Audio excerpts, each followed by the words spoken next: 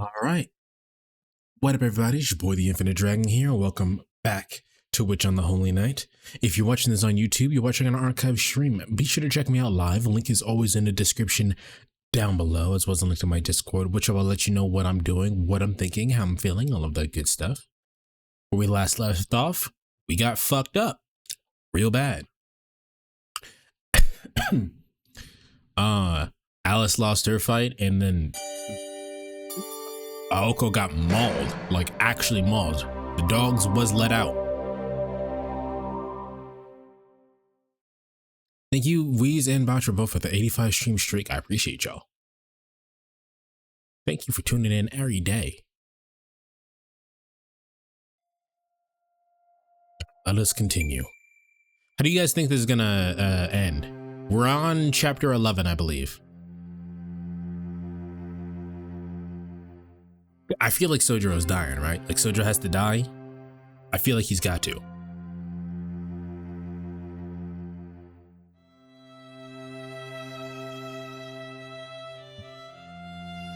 By evening, only Sojiro remained in the chapel. He sat alone at the end of a pew, slouching helplessly like a guilty believer ready to confess. The chilly air seeped through the walls, turning breath to mist. The frigid air stole the heat from the body without mercy. Sojiro looked around the chapel's tall ceiling and spacious hall. The room made the air feel colder somehow. I honestly think Alice has the biggest death flags, considering she has something that will literally make her explode if she uses magic. I don't think she's gonna be in the final fight.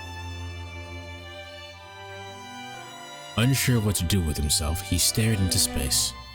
His thoughts were entirely unfocused. First and foremost, he could not understand what the buzzing sensation was in his chest. Time passed by, no answers came. To onlookers, he must have seemed deep in thought, or in a deep sleep, like he would turn to stone if left be. Either way, he clearly looked down. The problem was his lack of awareness, not that he was aware of it, of course. Oh yeah. 夜間の礼拝とは関心です。Sojiro raised his head and turned to where the voice had come from. Stood before the altar was the man from last night, dressed in priestly garbs. How long had he been standing there? Sound reverberated dryly through the chapel hall. Sojiro did not have the strength to stand, let alone leave. He just stared at the approaching shadow. この教会に精霊なんていませんけどね。ここ座りますがよろしいですか? The priest pointed at Sojiro's pew. Without waiting for an answer, he took a seat at the opposite end. 改めて挨拶を。私は文塚エイリ。この教会の何なんでしょうかね。書類の上では持ち主になるんでしょうか。エイリ神父と呼んでください。あなたは静木宗十郎くんですか。なるほど。確かにユイカには見えない。Father Aries spoke in a gentle but uninvested tone. He was a thorough egoist. Sojiro knew all too well about people who spoke this way. The individual who cared for him when he first came down from the mountain was one of them. Sojiro glanced across at him apathetically. Father Aries seemed unfazed by the lack of direction to the conversation. 少し君と話がしたいのですが、よろしいでしょうか? Sojiro responded with a nod. Father Aries replied with an artificial smile. 青子が心配のようですね。別に、律香さんにもそう聞かれましたけど、青崎の心配はしていないんです。Sojiro stared straight ahead as he answered, his voice sounding uncharacteristically weak and unsure. けど、今はずっと彼女のことが気にかかっている。それがなんだかわからなくて、さっきから考えてる最中です。簡単ですよ。君は単に。With those few words, Sojiro snapped out of his funk. He clapped his hands and turned toward the priest. そっか。俺は単に青崎が羨ましかっただけなんだ。いや、でもそれは困るな。自分の中にそういうところがあるなんて気づきもしなかった。Father Airy did not respond to his confession-like ramblings. それで話っていうのは何ですか？いえ、話というより質問です。君は今まで山奥に住んでいたと聞きました。そこで一つどうしても気になることがあって。気になることですか？ There's also the fact that Sojiro has the bandages that are covering something up, and I assume it's some kind of mark that is magic related. はい。おそらく今まで誰もあなたにこの手の質問をしなかったのでしょう。それはあなたが他人にその手の不安を感じさせないからです。実際私もそう思いますし。ですからまあこれも縁ですし、私も肩書きがこれですしね。迷える子羊がいるんですから、それなりの務めを果たさないと後ろめたいというか。Father Airy looked up at Sojiro placidly. His pupils were like black holes that could suck the soul out of your body, Ayo? おかしなことが気になるんですね。その質問というのは？いえ、ごく自然の疑問ですよ。あなたはなぜ山から降りてきたのか。そこでなら君は幸福だったでしょうに。Sojiro was not sure what he had done, but it sounded as though the priest was accusing him of something. Then again, it was a reasonable question, if a little pointless. I mean, I've been thinking that low-key the entire time, but I assumed that he had his reasons. That we would just find out, so I never bothered to ask. But yeah, Sojiro had no answer. Father Airy ignored the sullen boy and continued. 山での生活がいかに厳しいものかは、私も人並みには知っています。若い頃、ちょっとした手違いで遭難したこともありますしね。He doesn't look that old. How old do you think he is? Older or younger than 25? 山での生活はこの上なく簡素です。何しろ生きること以外に時間を割く余裕がない。楽しむために生きるのではなく、生きるためにただ生きる。生活は必要最小限をさらに切り詰めたものとなっていく。He's the ancient age of 30, maybe. 山での生活に比べれば、都市のあり方は楽園以外の何者でもないでしょう。ですが、楽園の定義は人それぞれです。Sojiro still did not answer. His expression remained blank. The only sound was the priest's voice echoing around the chapel. 一粒の種の誕生すら喜びになる生活。電気の明かりがどれだけ暖かでも、自然のままの厳しい寒さを君は尊んでいたはずです。なのになぜ降りてきたのですか？ Oops. Father Airy repeated his question. Sojiro's mouth remained firmly shut. Not because he did not want to answer, but because he simply did not know how to. All he knows that even if he wanted to go back, he could not. 困ったものです。そこをはっきりさせないことにはいつまでも救いがない。故郷を捨てた理由もわからないのに、旅先の土地を愛することなんてまっとうな人間にはできませんよ。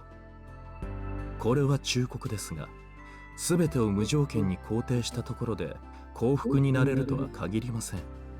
あなたはもう少し自分の心を許してあげないと。Sojiro could not make sense of what he was being told. I also did not follow that. Only the father's last words made any impression on him. Being fairer to yourself is easier said than done, of course. And what that entailed, Sojiro was uncertain of. そういえば。 Does it? I don't understand what he's talking about. Toko had mentioned something similar before, and it had impressed him. First her, now the priest. How could people know things he hadn't even told them? すごいですね。神父さんっていうのはみんなそうなんですか？ Sojiro said, curious as to where the weight of his shoulders had gone to. In a way, one of his strong points is the fact that his emotional scars do not show up on the surface. 神父は悩みを暴くのが仕事ですから。I think maybe he was getting at the fact that he doesn't have any motivation of his own. He was just kind of accepting everything at face value and doing everything. And maybe the priest was saying, hey, you've never done that before. Maybe you can be a little fairer to yourself. I don't understand what he was getting at. 大抵は暴くだけで埋めるのに失敗するんですけどね。悩みを暴くってつまり相談事ですか？そういうソフトなのも承っています。私が解決できる悩みなどたかが知れているようですけど。The priest shrugged, looking a little disconcerted.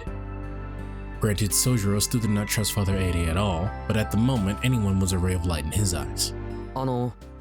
じゃあ、たかが知れた程度の悩みを聞いてもらえますか？君が青子をなぜ羨むかですね。It was as though the priest could see into the boy's soul with his serene eyes. まあ、そういうことです。自分でもどうしてそう思うのかがわからない。でもあなたならそれを知ってそうだ。知りませんけど、まあ、無責任に答えましょうか。それはおそらく、あなたには根拠がないからですよ。自分の色がないと例えた方が正確ですが。Sojiro squinted, trying to understand the priest's complicated yet concise answer. ほら、そこです。君に優れた部分があるとしたら、その順応性です。山という異界から町に降りて、一人で暮らしていけたこと。ようやく慣れた常識の中で、青子たちという非常識と関わっても暮らしていけたこと。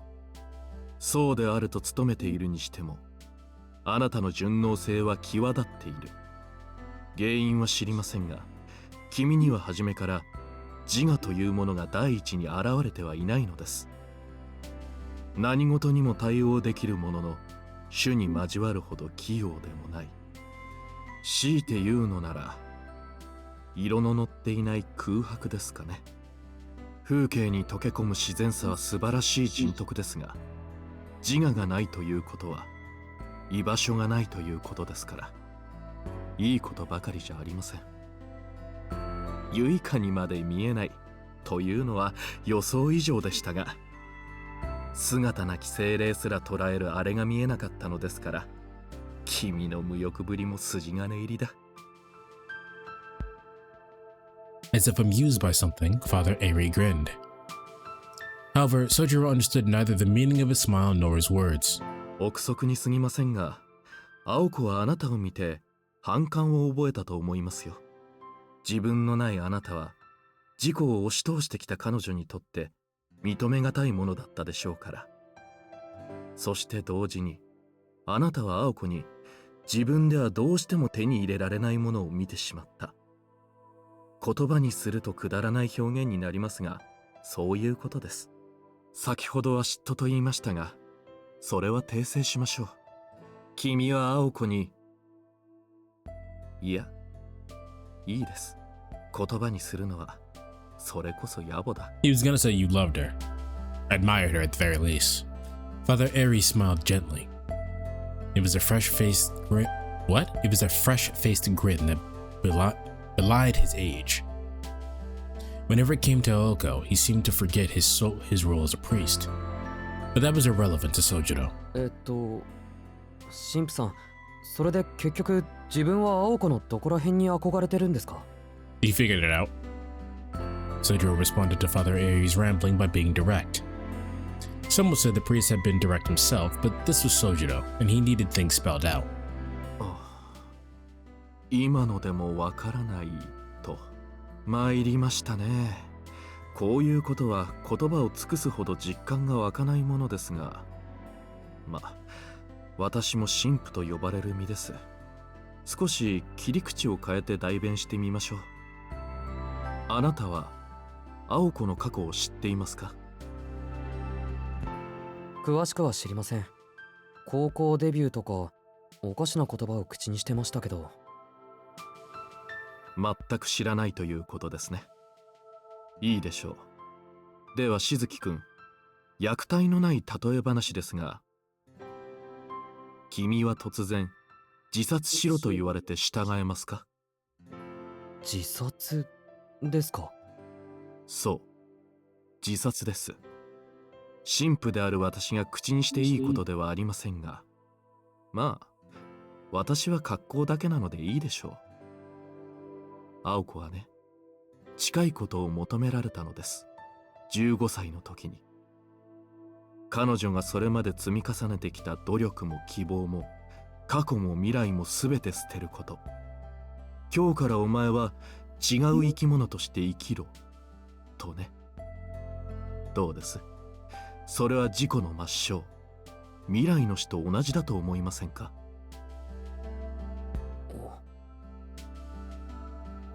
？His words fit what Aoko had said about her past. Until middle school, she had led a normal life. Then, out of the blue, she became the family heiress in place of her sister. Becoming a magician meant casting aside the life she had known. She had to leave behind her ambitions and prospects and live the life of a mage, something she barely knew anything about. Her life up to that point had taught her that everything from then on would bring her misery. Aoko's grandfather was not the forceful type. Your sister has failed. Now it's your turn, he said. Did Aoko resist? Sojiro could not begin to imagine. All he knew is that she could not be happy with the hand she was dealt.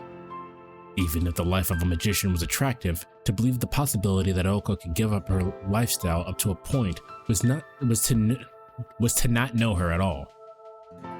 Aoko Ozaki put her all into everything. She had probably achieved a lot in those 15 years. Her achievement and prospects were no doubt enough to make anyone jealous. But did she have the conviction to those away and go back to square one? You guys understand what I mean when I said this? Some of these sentences are worded strangely. But did she have the conviction to those away and go back to square one? Like, that's a weirdly phrased sentence. And square one did not come close to the reality of it. The future she had envisioned for so long would have been obliterated. 青子はどうしたんですか？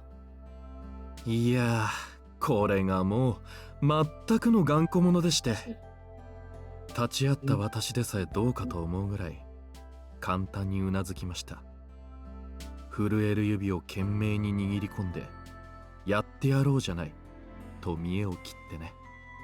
彼女は祖父の期待や青崎の責任感からではなく、逃げることを嫌って魔術師の道を取ったんですよ。拒むことは逃げではないのでしょうが、青子にはそう思えたんでしょう。逃避という行為はこれまでの自分の時間を否定することになると、今までの自分を嘘にしてしまうのなら、今までの生活に別れを告げることを青子は選んだのです。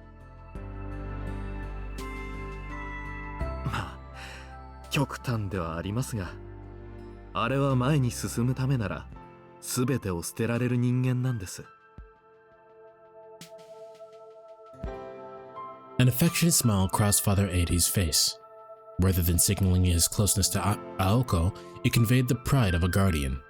ですが、私も思い違いをしていました。結局はそうなるように、青子は育てられていたのです。彼女の祖父は、瞳子が家を出ることも、青子が跡継ぎを了解することも読んだ上で、あの二人を育ててきた。形だけですが、私も神父としてさすがにそれはどうかと思いましてね。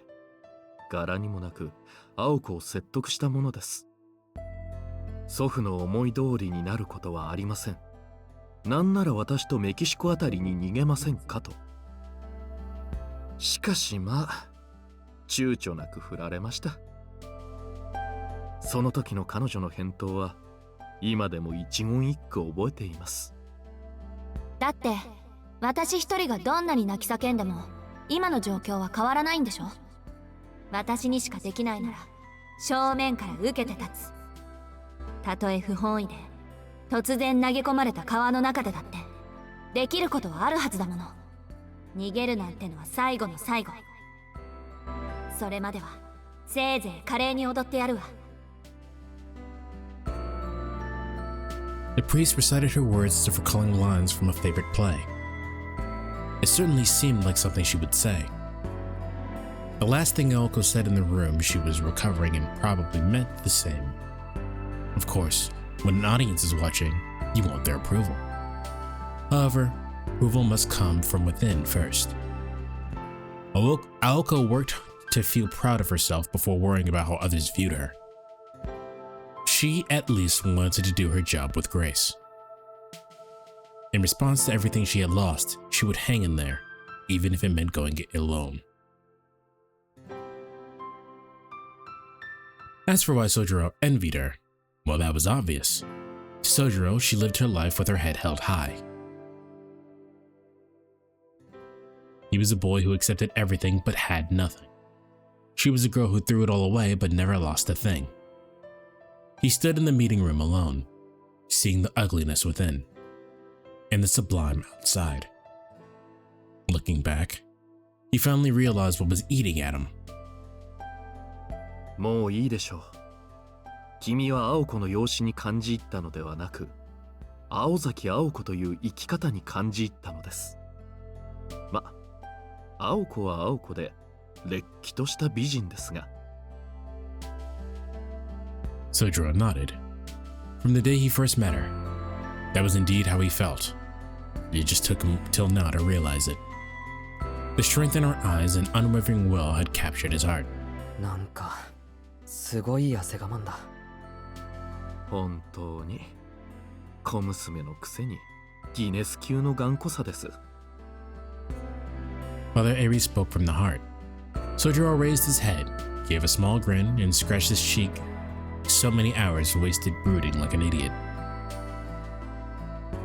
A part of him still felt strange, but it didn't bother him to leave the question. What?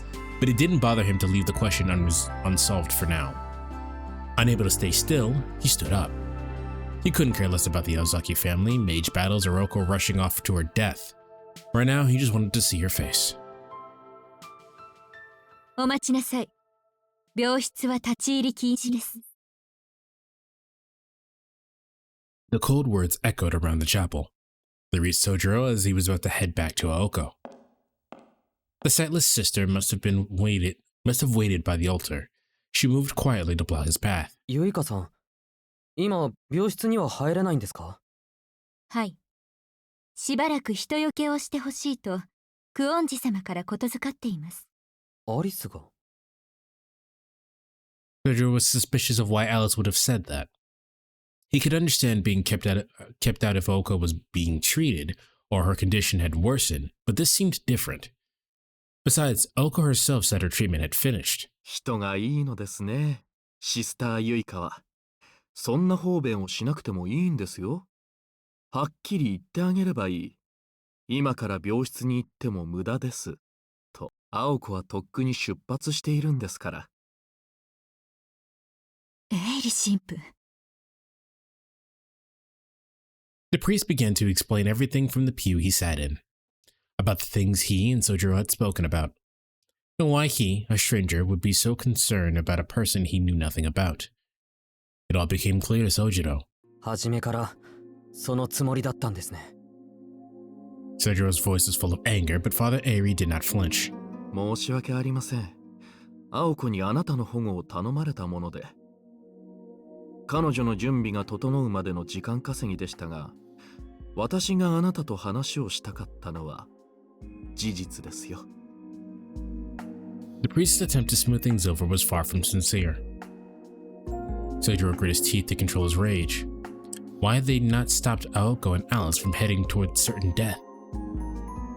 Because both the nun and priest were of the same ilk as the mages. As such, they understood Aoko's decision, and the priest understood Aoko too. Even if he didn't have the power to stop her, he would not have. The Aoko Ozaki he knew was not about to hide in a church and lick her wounds. アリスは？青子と行きましたよ。あれから30分は過ぎていますね。Father Ariel even went so far as to divulge the time. 30 minutes ago, the same time the priest reared his head. It would not take even half that long to get to the school from here. and then another 10 minutes or less to get to Misaki High's old school building from there. Sojiro turned to the entrance of the chapel. However, 待ちなさい。どこへ行くつもりですか？ your father looks like he thinks he's better than everybody because he owns an air fryer. I don't know about all that, but he does look like he thinks he's better than everybody.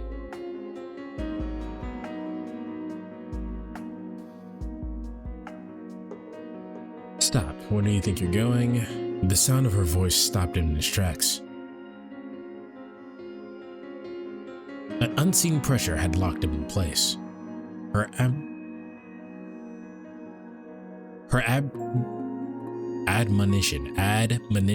admonition seemed to carry a spellbinding power, stopping the foolhardy boy where he stood. あなたは魔術師同士の争いを知りません。何の助力にもならないばかりか、彼女たちの足かせになるだけです。彼女たちが命を落とすのは彼女たちの業によるもの。望むままに傷つけ合えばいいでしょう。あなたのような何の咎もない若者が矜持に立ち会うことはありません。She spoke with quiet anger. Her contempt was not directed at Aoko or Alice, though, but Sojiro for being so eager to waste his life. 何かしら希望があるのなら私も止めはしません。ですがこの件は別です。あなたが言っても彼女たちが助かることはありません。He was right. It would be pointless of him to go. At the amusement park, he had been useless in the end. No, he hadn't. Now they faced something even worse. He couldn't even imagine how he might contribute this time. 言っておきますが、青崎青子は祖父に護身術を教え込まれています。魔術以外でもあなたより腕は立つ。その彼女もあの使い魔が相手では勝負にならない。Tojiro's physical strength, his only edge, meant nothing. If he went now, he would only get in their way. Yuika was correct. And yet, でも行かないと。青子には返さなくちゃいけない借りがあります。he spoke calmly but firmly. Though almost moved, the sister frowned slightly. She felt bad for him, but her warning was for his own good. If he would not listen to reason, then she would have to make him sleep. She raised a finger of binding at Sojiro. それを言うなら返したい借りがあるですよ、宗十郎君。それとシスターユイカ、教会内での魔術は控えてくださいね。使うのなら筆跡に留めてもらわないと私の査定に響きます。まったくおとなしそうに見えて律香君より短気なんですから、あなたは。エイリ神父、行かせてあげればいいじゃないですか。それともあなたはやはり青子たちに退場してほしいと？その問題と彼の献身は別の話です。改めなさい、しずきさん。あなたが言っても何もできはしないのですから。The truth of the statement cut Sojiro deep. But despite everything that was being said, his mind was made up. Chad, is there like an echo going on? It shouldn't be that bad, but like it pops up every once in a while. Yeah, that's what I was asking. It is catching on my mic. But I don't know if I can change how much of that I can change. Let me see.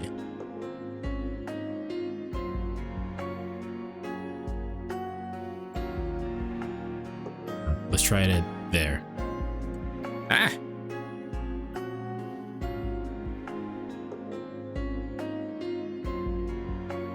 He had always felt what it always had been. Even if he was not certain, he would at least not hesitate. He had always followed his instincts to the end, no matter where they took him.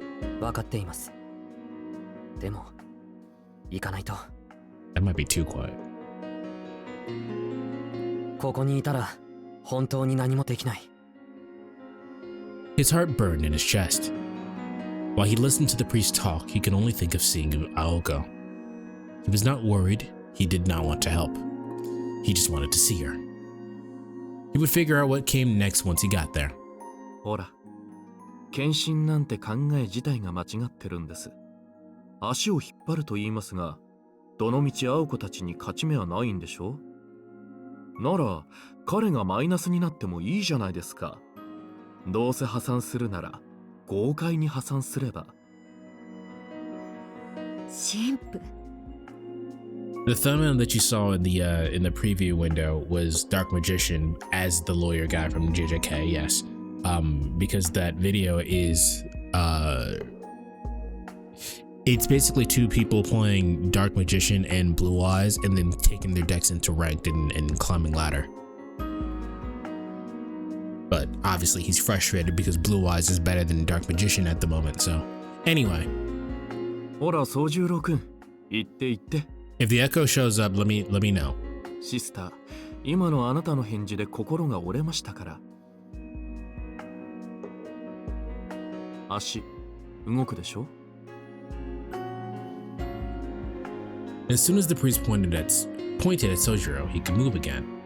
The pressure weighing on his shoulders lifted, along with the fear of his heart. Could he help? Would he expose Aoko and Alice to more danger? All such doubts had vanished. 行きます。縁が残っていればまた。はい。なんであれ、後悔のない一日を。And with that, Sojiro began to run as Father Eri watched with a look of satisfaction. The priest knew if he could not persuade Aoko, he could not convince Sojiro either. He watched the impetuous boy run away, as the blind nun listened to his footsteps fade into the distance.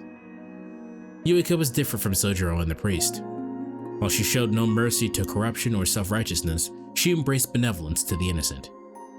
Such an ordinary boy with his life ahead of him, and yet he chose to follow heretics into hell. 最悪ですね、エイリ神父。分別のつかない子供を導くのが責任のある大人だと思いましたが。She made no effort to hide her biting disapproval. It was simply her way of showing concern for the boy. Father Eri shrugged. だから、いろいろと間違えていますよ、シスターユイカ。責任のある大人なんて言葉自体がおかしい。Huh. 何が起きても責任を取る。それが正しい大人というものです。The rest went unspoken. It didn't matter to him which of them died.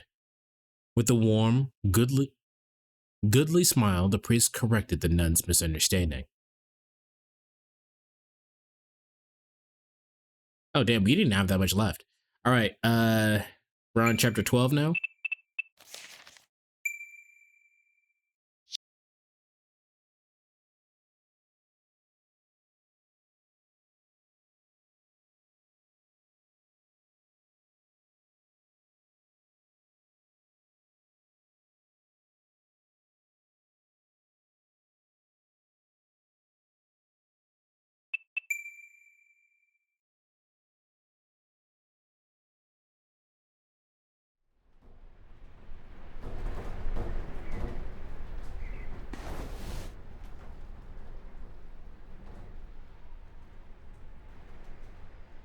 The golden wolf's ears stood pointed, twitching in response to the sounds around it.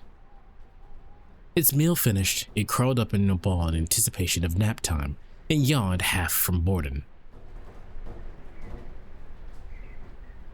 The old abandoned classroom had fulfilled its purpose many moons ago. For a month, the wolf had spent his time resting on top of a heap of disheveled desks. His name was Loth Beowulf. I don't think I said that correctly, but whatever. He was a purebred werewolf named after the sun at his birthplace and a hero of legend upon leaving there.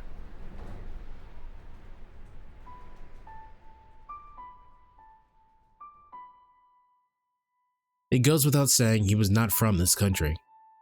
He came from a land deep within the European wilderness, surrounded by mountains and forests. His homeland was a realm no human had ever set foot in. In their isolated world forgotten by time, a diminishing race of werewolves lived in peace. This is where Baal first appeared. In a cave on the outskirts of the village, the werewolves found a child bearing the same golden coat as their ancestors. The child was sleeping soundly, as if in his natural habitat. The village welcomed their member with open arms.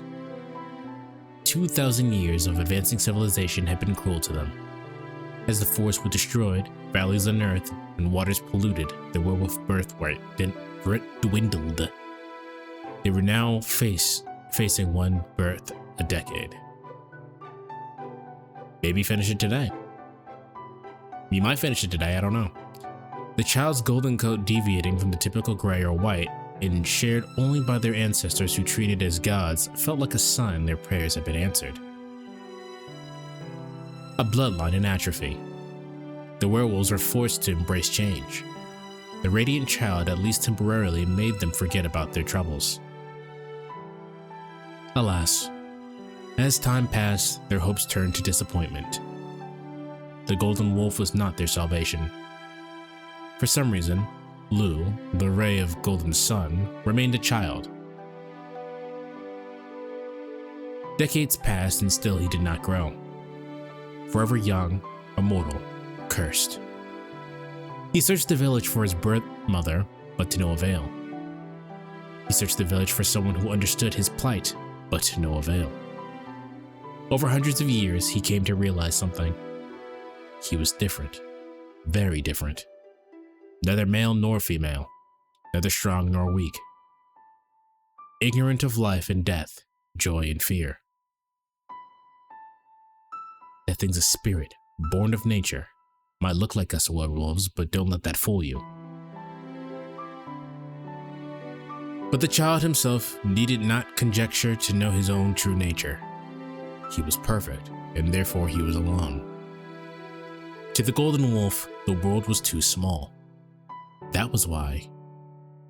Indeed, that was the very reason. He wanted to know what life was. He wanted to know loss. If he was all-powerful, he wanted to know the mystery behind his all-powerfulness. Because as it was, his existence was meaningless. The golden wolf was at a loss, as were the werewolves around him. They revered him, but at the same time wanted nothing to do with him. Lu moved back to the cave he was discovered in, resigned himself to a life of seclusion. So do you think it's going to be like a chapter 12 is the final battle and the epilogue is chapter 13, or do you think it's going to go through chapter 13? The first one. The former. 太陽のルー？ルーガルーじゃなくて？そりゃ面白い。偶然にしちゃできすぎだ。And then one day, a quirky mage visited the village.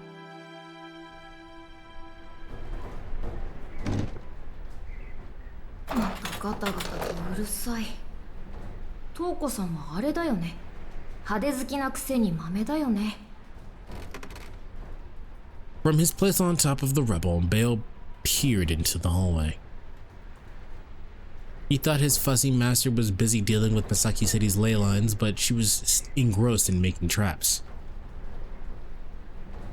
One moment passed since they made the dilapidated building their makeshift workshop. Creating a new trap for intruders became a daily pursuit of Toko's. 安全を用意しておくなんて、他の生き物は大変だ。Having been like this since birth, knowing neither infancy nor dotage, he thought differently than others. For he was perfect from the day he was born, never declining, never improving. As such, he had no comprehension of weakness. Childlike, fickle, and without morals, he had no concept of good and bad as either a wolf or a human. A beautiful creature disconnected from the world around him, he was on top of all other creatures. With one exception, his master Toko Aozaki. She showed him a sparkling, delicious world, and above all, he found her scent refreshing. To him, the world was divided into what was cool and what was not. Your preference and leisure pursuits were of no consequence to him, and he never took gender into account. The only thing that mattered to him was whether a person's life was logical and therefore cool. It's too bad he's a wolf. Because he follows our taste, man. If it's not cool, then what's the point? Toko Ozaki had her faults, but she smelled good. レオ、昼食は済ませたか？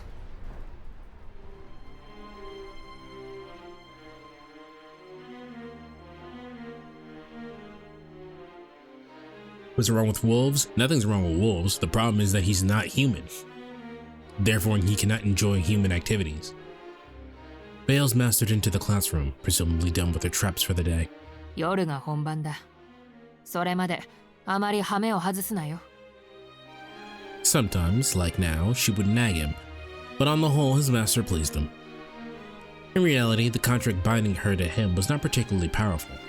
If he wanted to, he could tear her to pieces at any time. No human could restrain him. However, he had no intention of killing Toko in exchange for his freedom. And there was a reason for this. In order to move about freely in human society, he needed someone like her. As long as she did not offend him, he had no reason to rock the boat. However, やっと本番か。待たせすぎだよ、トウコさん。 Also, fun fact, apparently Patchy the Pirate from SpongeBob can beat Dio. Can he move in to stop time? The promise she had made to him in his cave and the reality of their situation had begun to come apart at the seams. 最高の神秘と戦わせてやる。 He was compliant up till now, but his patience was wearing thin. The fight with the newest magician last night was an enormous letdown. そういうな。私も昨日は拍子抜けだったんだから。 いいけどね。実はあの子、使わないんじゃなくて、使えないだけじゃないの？ His master's expression turned serious. Not in agreement to the wolf's question, though. For she had already asked herself the same and many other similar questions. いや、使うぐらいなら死んだ方がマシなのかもな。そんなバカなことがあるの？使わないと死んじゃう状態だったんだよ。だから、そんなバカな考えが成立するぐらい。 That it must be too terrifying to use, Toko finished in her head. She stopped short of voicing it and chuckled at her emotional outburst. どれほどのものか想像がつかないのは確かだ。だがまあ、根本は変わらないさ。魔法がどのような奇跡神秘の類であれ、魔術師である以上、青子に勝ち目はない。 With those words, Bale's master walked out of the room, emphasizing that his role in all of this was to face Oko only at that very moment. 魔法ね。 The bored look in his eyes shifted. He recalled the taste of the girl, his long tongue sliding over his chainsaw like fangs. Make no mistake, he would finish his meal. He was the oldest werewolf, the golden god of the forest. For as long as he could remember, no, from the moment he appeared, he had been the most powerful creature of all. All man-made mystics were trash before him. Magecraft was laughable, and even mystics' artificial miracles were futile. Their very existence was an insult to him. もちろん、そういう契約だし、ちゃんと平らげはするけれど。 That was the extent of their pact. Once he had dealt with his so-called true magic, he was free. His eyes burned with the wolf inside him. His fanged maw twisting into a sadistic, beastly grin.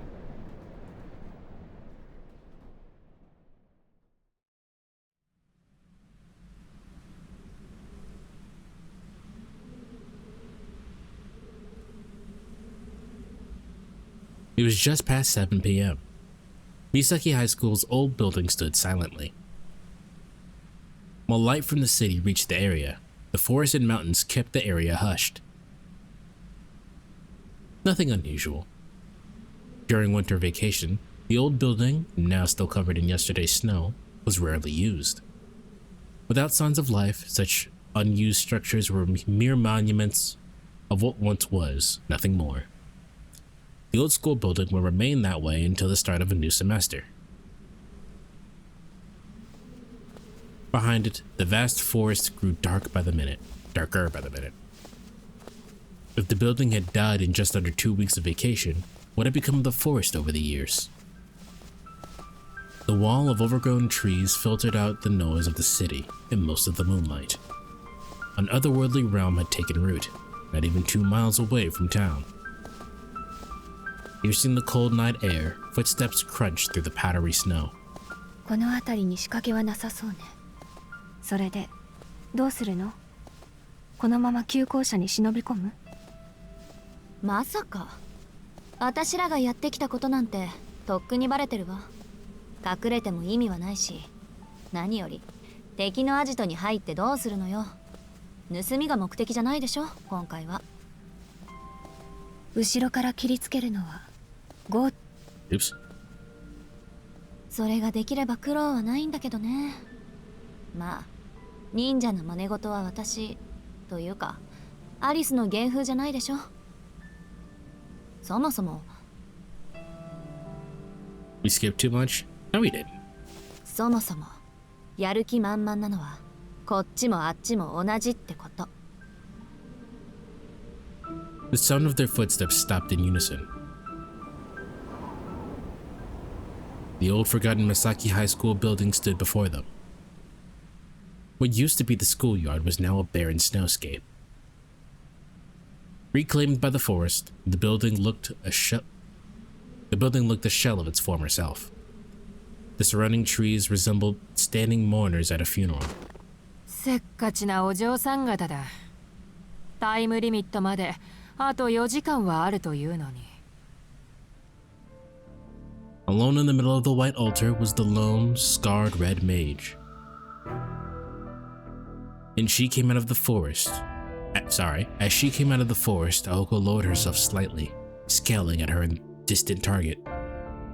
Next to her, Alice stood motionless.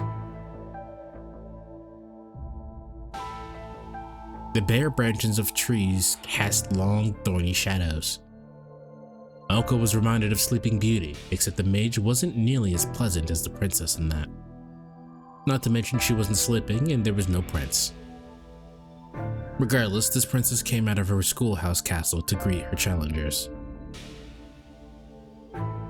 その体で無理をして。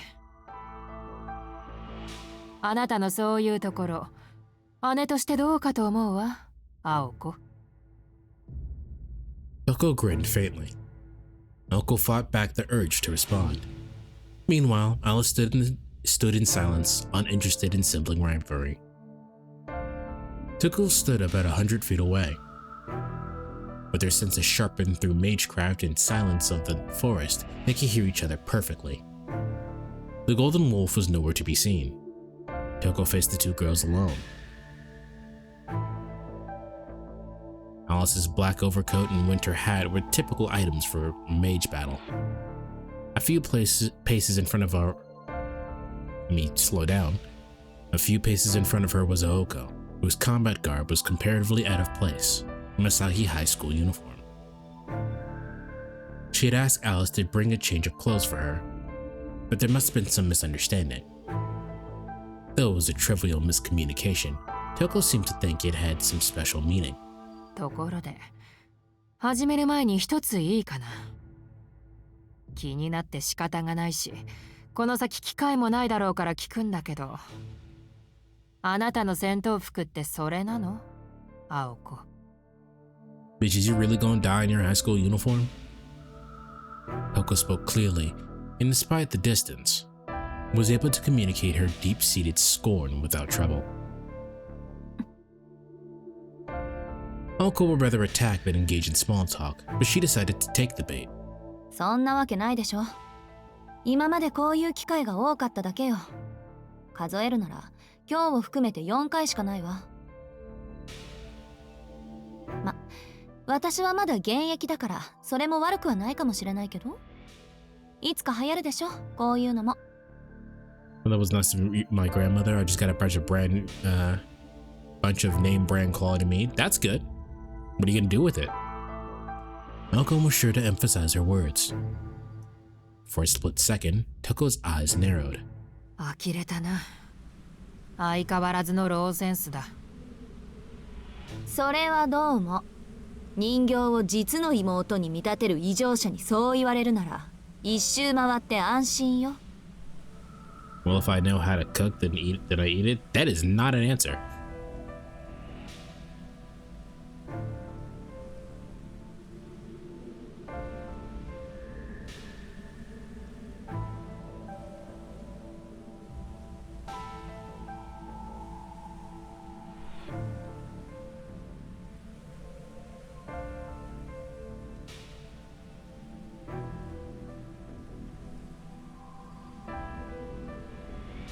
With that, the two fell silent and glared at each other. Their bloodlust cut through the thick, cold air like a knife. It is an answer. I put them in the freezer and defrost them and cook them. No, I'm asking what you're going to make with them. That was the question. That's why I said that wasn't an answer. I got a bunch of meat. All right, what are you going to do with it? Eat it? All right. I guess.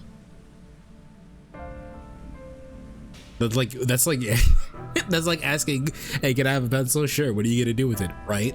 Thanks, asshole. Thanks for that.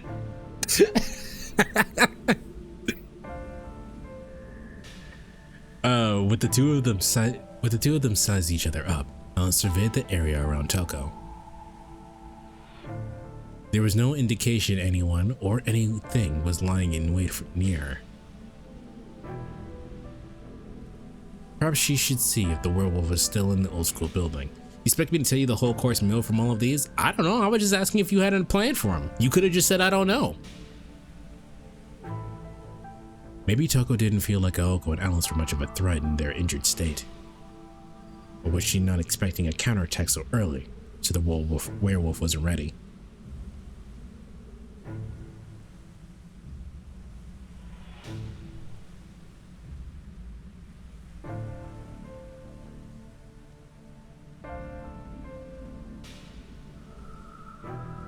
After some contemplation, Alice surmised it was the former. She really was going to fight alone. Her arsenal comprised of her mystic eyes and ruined magecraft. That was more than enough to deal with Aoko and Alice in their current state. Alice, all I need is one shot. Aoko signaled to Alice behind her with the movement of her finger. Alice had no objections.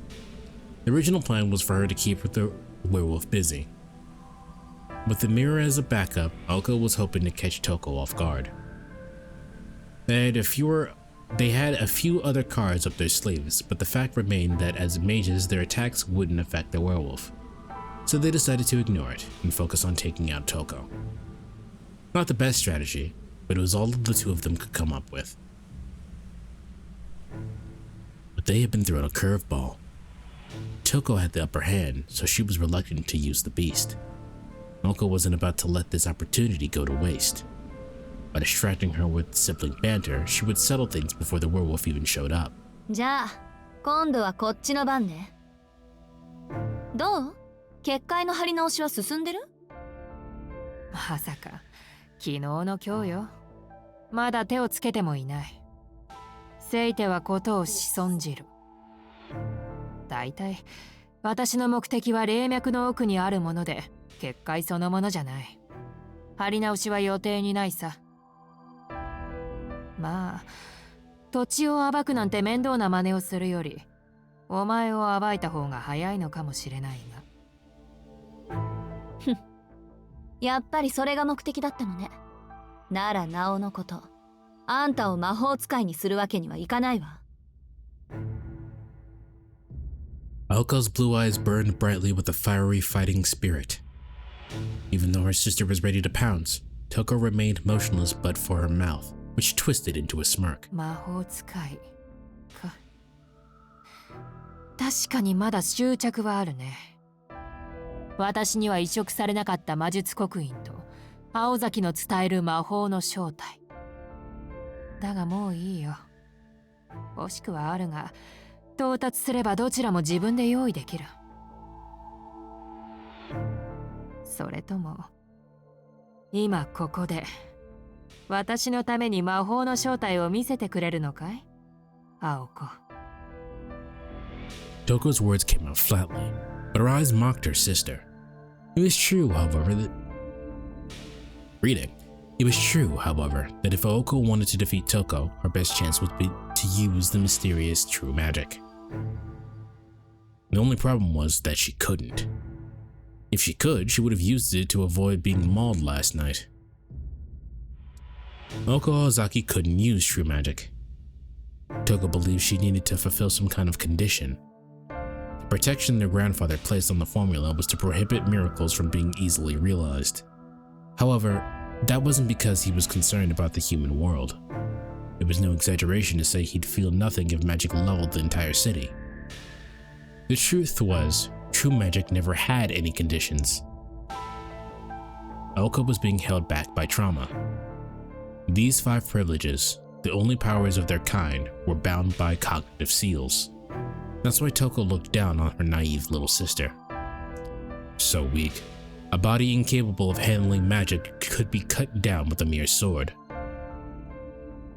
Aoko knew that better than anyone else, which is why she couldn't forgive her sister's ridicule.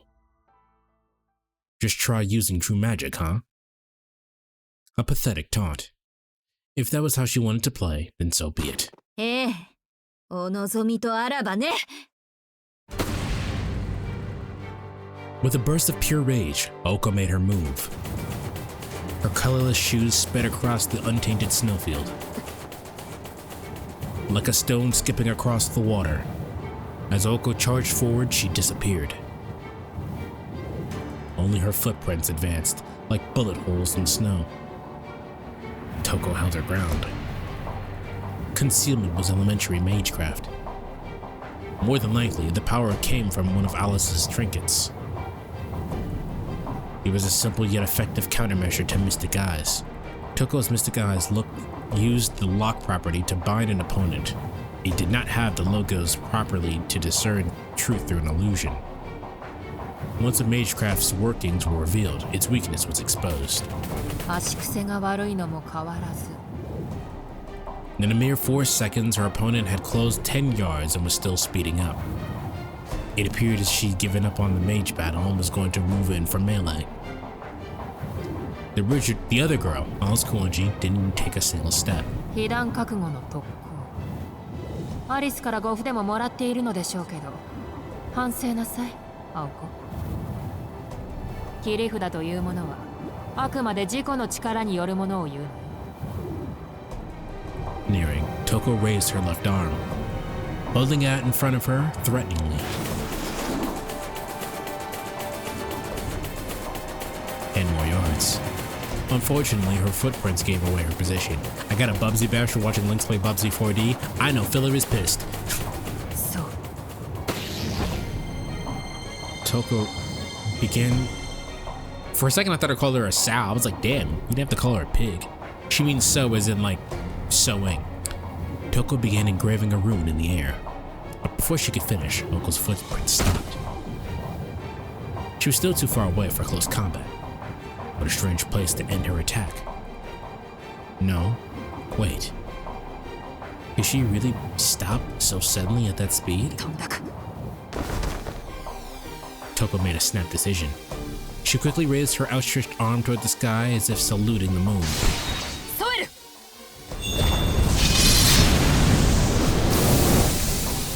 Flames tore through the air.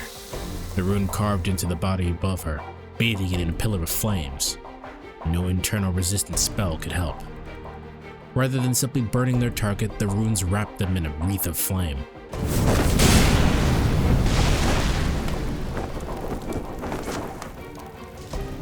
The assistant screamed, falling onto the snow-covered ground. In agony, she extended a burning hand out from the hellish fire, as if begging for mercy. It was the stuff of nightmares. The snow melted as the fire burned the attacker alive. The movement was far too theatrical to be Aoko. Toko had already turned her gaze to Alice. She hadn't been watching the burning corpse at all. Toko knew it wasn't Aoko from the moment the body fell to the ground. マインスターの使い魔は何匹いる？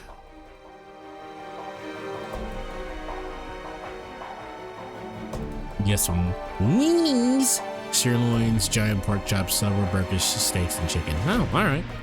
What parts of the chicken? Irritated, Toko glared at Alice. While Oko had vanished in thin air, she hadn't moved at all. Blue energy traced the circle where she stood. He was forced to thwart a 4-bar Grant Magecraft mobilizer magic crest. Toko only had single action runes. No, she hadn't mastered anything above 2 bars to begin with. This torrent of energy was too much to handle. But the rune formed in the magic circle. The rune of withdrawal was evoked and Oko's concealment was undone, allowing Toko to utilize her mystic eyes. Within her open pupil, the infinitely mirrored eyes captured the target in an endless hell.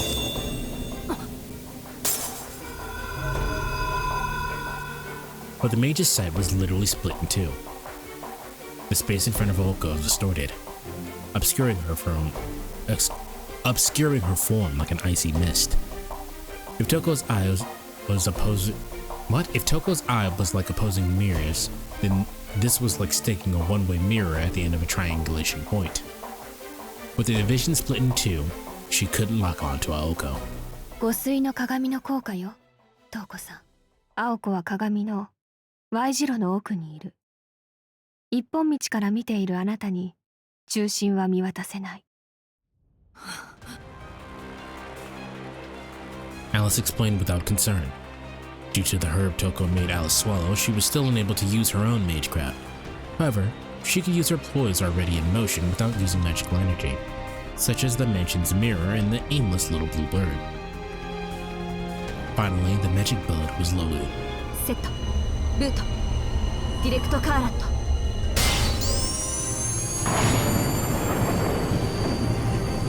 Raising her right arm to reveal her luminescent crests, Aoko took aim at her target 100 feet ahead. Magical energy coursed through her gun barrel arm. From the moment she had received Alice's invisibility, Aoko had begun chanting her magecraft. It took Toko a few seconds to notice. Aoko produced more spins in the awakened magic circuits than she had ever done before. She readied not snap nor draw. Instead, she advanced past her third process, a comprehension of magical energy, magic blow. If she fired the blue ether that granted before her, it would fly with the force of 10 tons. Still by run? Spinning? Using her magic crest to multiply the energy and machine gun her target, it was enough power to demolish even the old building behind her. Taka! Aoko stared intensely at her sister, ready to fire. Toko had no time to counterattack or even the speed to evade. The fact that she didn't move implied that she knew that better than anyone. Acceptance filled her eyes, not fear. Aoko didn't hesitate. She squeezed the trigger on her right hand. Star Mine. Kairo! Hanate!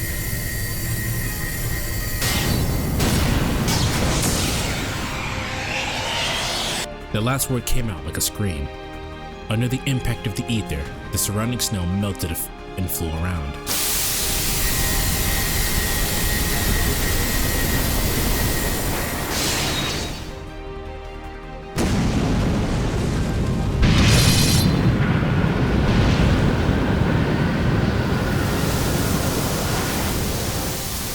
Toko was engulfed in dirt. Chat, do me a favor. I want you guys, one of you, to tell me what studio is doing the animation, is doing the movie for this.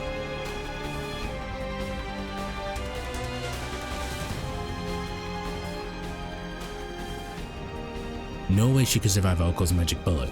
It contained every bit of Oko's magical energy she could muster. Viewing the chaos, Oko confirmed her victory, and yet somehow she felt bitter. But then, choosing to deal with the torrent of magical energy she swallowed up later, Toko tutted at Aoko's childishness. Ufotable? What is ufotable? What stuff has ufotable done? 学ぶにしては遅すぎたが、まあ聞いておけ青子。切り札というものは先に出した方の負けなんだよ。Her voice cold and aloof, she was completely unscathed. The mage stood in the snowfield, not a single speck of dirt on her overcoat. Demon Slayer and Fate. Oh, okay, so it's the same studio that's doing Fate, and then we're fine. That shit's gonna look crazy. Just before the bullet reached Toko, she deflected it with the magical energy of the same level. Aoko could only stare at the scene behind her, before her. The negation of her magecraft hadn't shocked her though. Leaf-like objects floated behind her sister. Aoko stared like she was living a nightmare. Like normally that would be phrased as like she was in a living nightmare. Countless magic crests poured out from Toko's back. It all happened in an instant. The magic bullet approaching like a tsunami, Toko lightly snapped her fingers, causing a stream of letters to rush out from behind her. The text became art, golden flowers bloomed. There must have been hundreds. All sorts of magecraft from even beyond Western Europe. The kind normally carved into the flesh of a mage. The kind Toko Ozaki shouldn't possess. The kind only followers of those schools should know. Blossoming magic crests brighter than the moon. Inscribed in the air, they formed a totem pole, a guardian beast to protect Toko.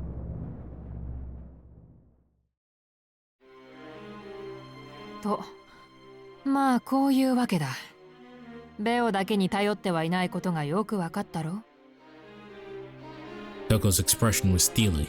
Victory was in her grasp, and there was no room to rest on her laurels. 姿を隠したのは鏡の応用か。探知や隔離だけでなく、援護まで行えるとはね。三大のプロイには含まれないものの、汎用性の面で言えば、あれも破格のプロイだな。持ち上げるじゃない。何？騙された負け惜しみ？いや、ただの自画自賛だよ。何しろ今のバージョンは私とマインスターの合作だ。趣味に興じすぎてあれこれと機能を足してしまったと今更ながら悔いているところさ。その後、青子に見せかけて私に向かってきたのは例のコマ撮り。それに気を取られている間の大規模な魔術の発動。私の魔眼はアリスが防ぎ、青子は攻撃だけに専念する。組み立ては悪くはない。よくやったと言っておくよ。Elko recounted the strategy, sharing her impressions as she went. Elko could not take her eyes off Toko's blooming magic crests. Only Alice was paying close attention to Toko's words. しかし、それもここまでだ。惜しいな、青子。わずか2年であれだけの魔術を使えるのなら、あと数年もすれば一流の射手になっていただろうに。Elko snapped her fingers again.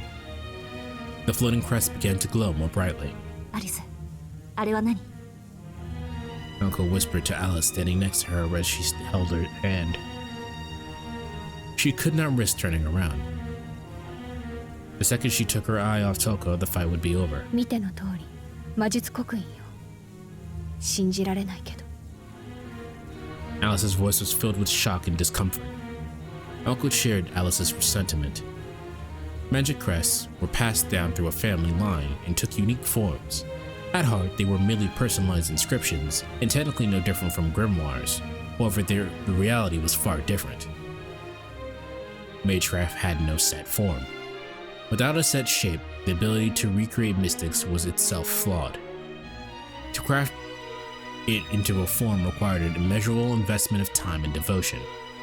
Magic crests were the crystallization of a family's desires and ambitions, and proof of a successor's lineage. Crests had no effects on their own, but they were the ultimate symbol of a family. If no mage was willing to imbue themselves with the crest or lacked the resolve to merge with it, then the crest meaning was lost. That was the key difference between a crest and a mere spellbook. Crests could not be shared, and imitating them was pointless. It only stood to reason then, that even if the crests manifesting behind Toko belonged to someone else, only the original owner could benefit from them. でも確かに私の魔弾はあの刻印からの魔術で弾かれた。あれはもしかすると。Apparently JJK was inspired by the Fate series. The magic system actually works very similarly to it. Searching for answers, Elko squinted her eyes as she glared at Toko. She knew that copying a crest had no purpose. Only the original inheritor could invoke one. There was only one possible conclusion. She made those? そう。肌に刻まず中空に浮かべてるのはそういうこと。Elko spat a curse at her sister. Toko nodded, pleased at her enemy's quick wit. ああ、この体には合わないのでな。私の背後の空間に固定している。本当はね、お前たちのように肉に刻んだ方がいいんだ。魔術の起動が一動作で済むんだから。だが実際に使用するのなら、こうするしかない。起動までの手順は一つ増えるが、マイナスばかりでもない。所詮は人事なんでね。Wait, okay, then whose are they? It seemed neither physically nor mentally. Elko knew her sister was inhuman, but she never thought she would go this far. 合うわけないじゃない。他人の魔術刻印を剥がしてるんだから、血筋の称号からして馴染むはずがないわ。で、奪われた連中は死ぬこともできず、今もどこかに生かされているわけだ。刻印の持ち主が死んだら起動すらできないものね、それ。瞳子さん、あなた。非難される覚えはないんだが、私はかかる火の粉を払っただけだよ。向こうから戦いを挑んできたんだから、戦利品ぐらいは用意してもらわないと。まあ、中にはつまらない単語を口にしたバカ者もいるが、それはそれだ。むしろ優しいと思うけどね。私を殺しに来た連中をわざわざ生かしてあげてるんだから。その魔術師たちがちゃんと人間の形をしてることを祈るわ。お前ね、私を何だと思ってるんだ。What did you do to him? Like, you low-key kinda crazy. Like, you hide it off by being a bad bitch, but you low-key kind of like insane.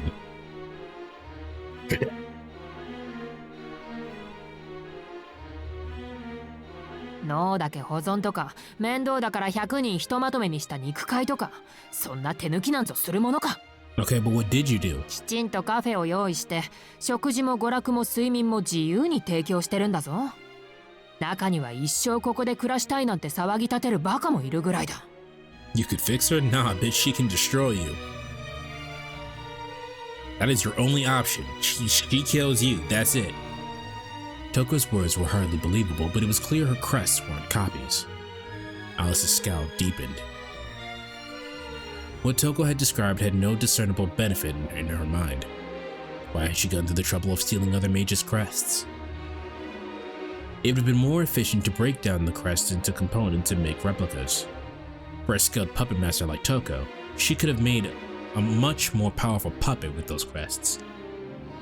It would have been a pawn loyal to her every command at that, much more useful than any enslaved mage. なんでそんなことを。そういう人なのよ、姉貴は。これで行くと決めたらそれしか目に入らない人なの。ある日の話よ。テレビでピザの CM をやっててさ、私たちは唐突にあのデブ食を食べたくなった。でも悲しいかな。一般家庭であるうちにあったのはサラミだけ。うちの実家、山奥にあるの知ってるでしょ。町まで行くのに1時間はかかる。中学1年だった私は我慢できなくて町まで行ったけど、ピザ屋なんか一軒もなくてとぼとぼ帰ったの。was the tragedy of living in the countryside. Misaki, which had only recently gotten a conveyor belt sushi restaurant, would not see a pizzeria for another 2 years. なのに骨折り損で家に帰ったら姉貴のやつ「おかえり」とか手を振ってピザ食べてやがったのよ。おせんべいを下地にしてみたわとか言って、外見たら鳥3羽と牛1頭丸々消えてて、ああこの女には10日交換とか手間とかお金の問題とかそういうの一切頭にないんだって思い知らされたわ。Alice agreed that was pretty crazy. そんな無茶なやつだからガンド打ちで目に見える傷跡を出そうなんて平気で考えるのよね。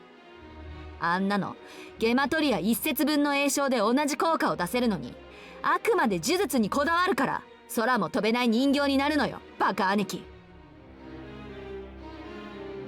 The thought of the puppet's doppelganger made her blood boil.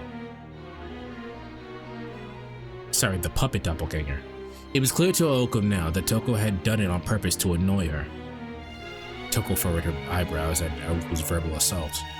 She had only been stoic up till now, but speaking rudely about her prized puppet was crossing the line.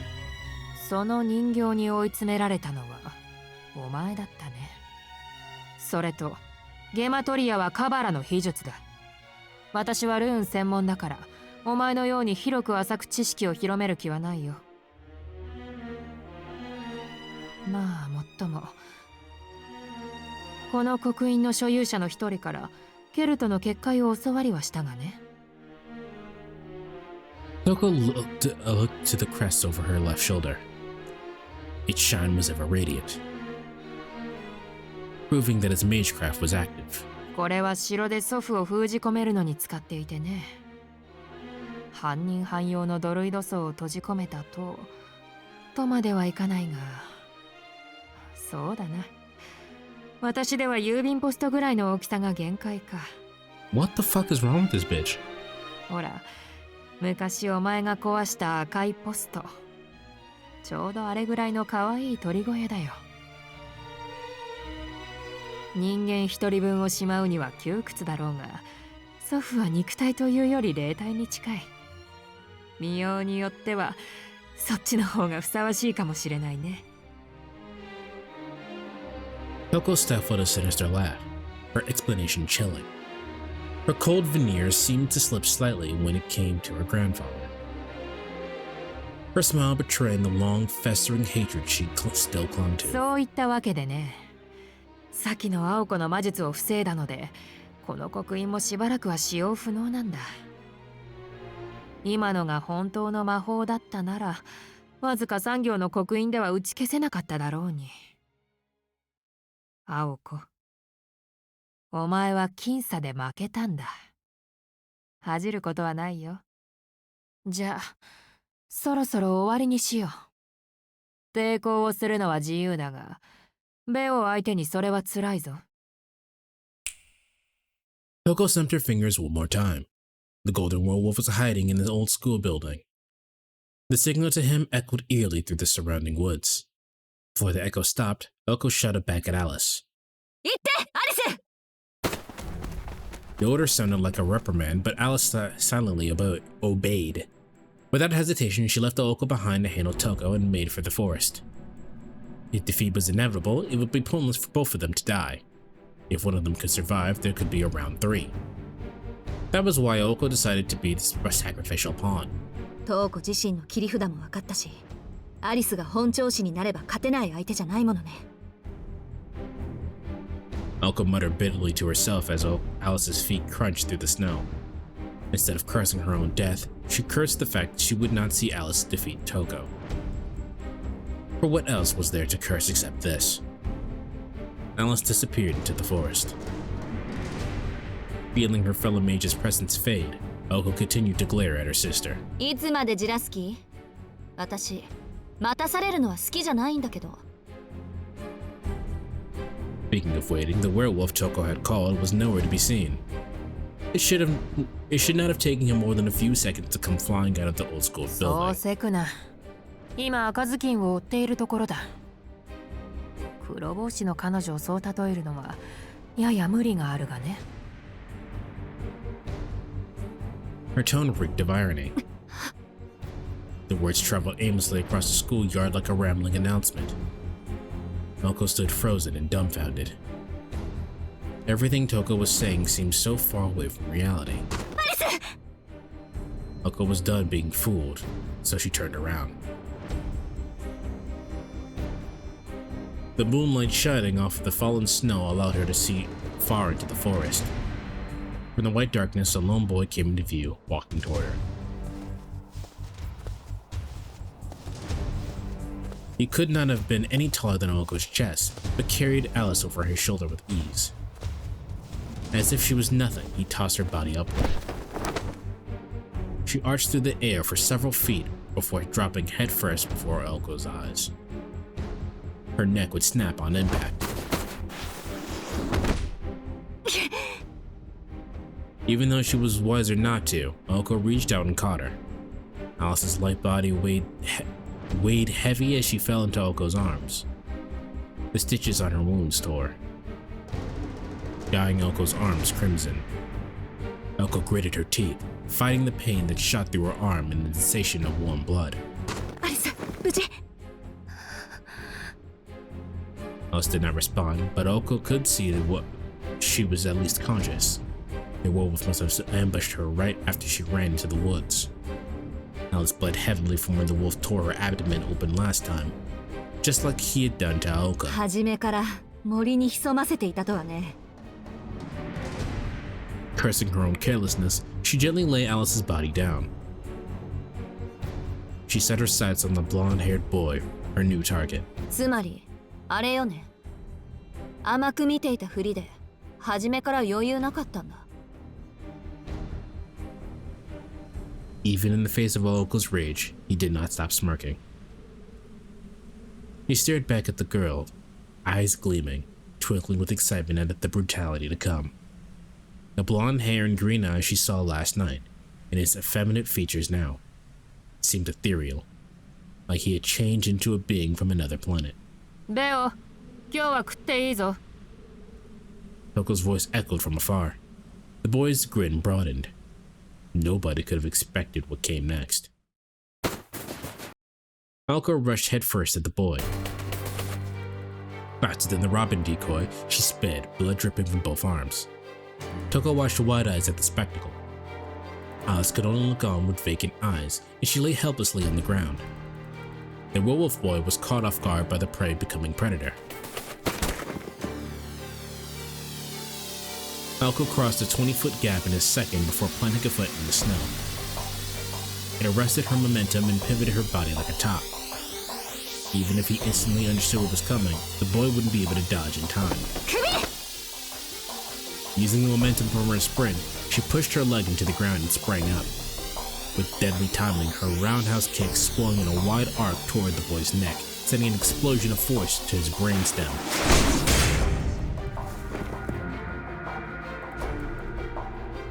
It was an expert display of martial arts, strengthened by magical energy. She got in the hang of close combat while fighting Toko's puppets. The violent kick was powerful enough to shatter a tree trunk. The boy did not move. Aoko's right shin connected firmly and stopped. The shockwave rippled through his neck. It was the same feedback Aoko had felt when she destroyed the puppet. Even if he wasn't defeated, she had to severely damage his spine.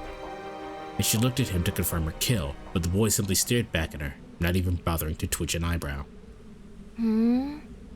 お姉さんの右足は確か髪切った方だ。それで首を狙ったのはすごいよね。女の人は本能的に自分の体をかばうものだって瞳子さんは言ってたのに。けど残念。せっかくの勇気も無駄でした。僕の体毛の質はこの姿でも変わらない。産毛だけでもお姉さんの蹴りを受け止めることはできる。The only one hurt between the two was Aoko. The leg she had lodged in his leg was totally numb, like it had been chopped clean off with a hatchet. それに少しだけ迷いがあったな。くっつけたばっかりの足だからかばったでしょ。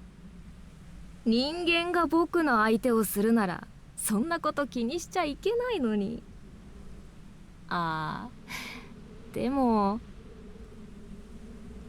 The boy smiled, basking in Oko's shock and awe. She could not free her leg. No doubt as soon as she regained her footing, he would tear her stomach open. どっちにしろミンチだから気にしても仕方がないよね。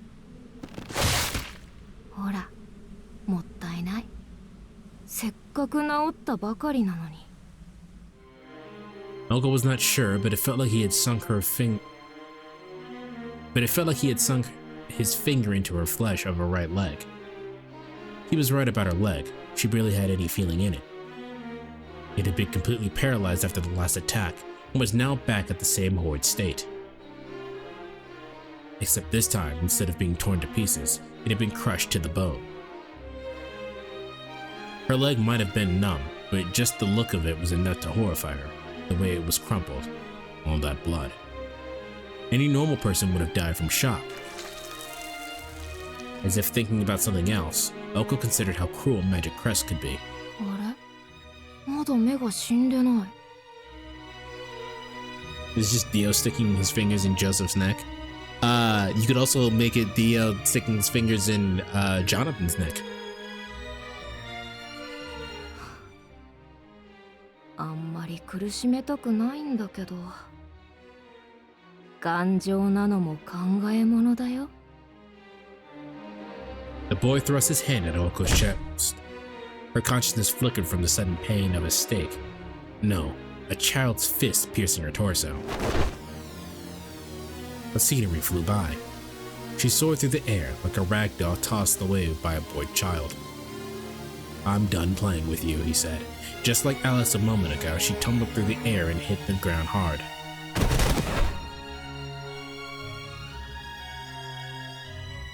She did get turned into a donut. Her right leg was crushed. Her chest caved in. It was as if her heart had been scooped out of her chest. Each gasp of breath left her wanting more. Was this really? What?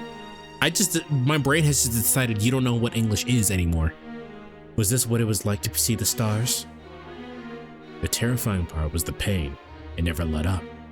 Desperately trying to suck in oxygen, she could still feel his fist. Leisurely, the boy strolled across the snow toward Oko's broken body. His red tongue glid over his lips. He stared at his prey and was desperately trying to breathe, his eyes filled with glee. Oko bit down the temptation to drift away. Even though she could find no reason to fight on, the snow had broken her fall slightly, but her death was all but certain. The fist-sized crater in her chest and her mangled leg made sure of that. Even though she knew she was a broken mess, the Magic Crest frantically worked to resuscitate her heart. But why?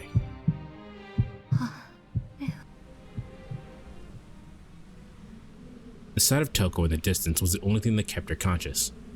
Her sister looked surprised for some reason, like she was witnessing some strange phenomenon that wasn't like her. Wondering what it was, Oko tried to stay conscious.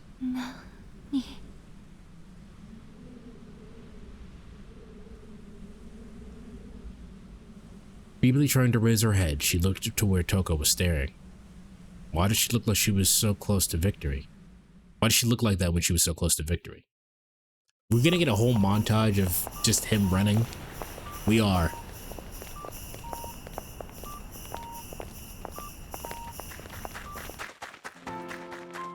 His heart was beating faster than normal.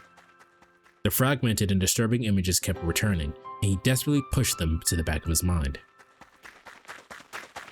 So I ran. They were thoughts that shook his resolve. He did his best to file them away into an unseen corner of his consciousness. I ran so far away. Right now, he could only focus on controlling his breathing and his exertion. Just stay calm, he repeated himself. He had not stopped for a second since leaving the church. even without giving a thought to what he would do next. So many traffic lights, so many people. It was Christmas. There's no way he would find a taxi. Waiting for one was not an option. It was why he had to put his trust in his legs. He dashed through the city streets. He had to find a shorter route than last time.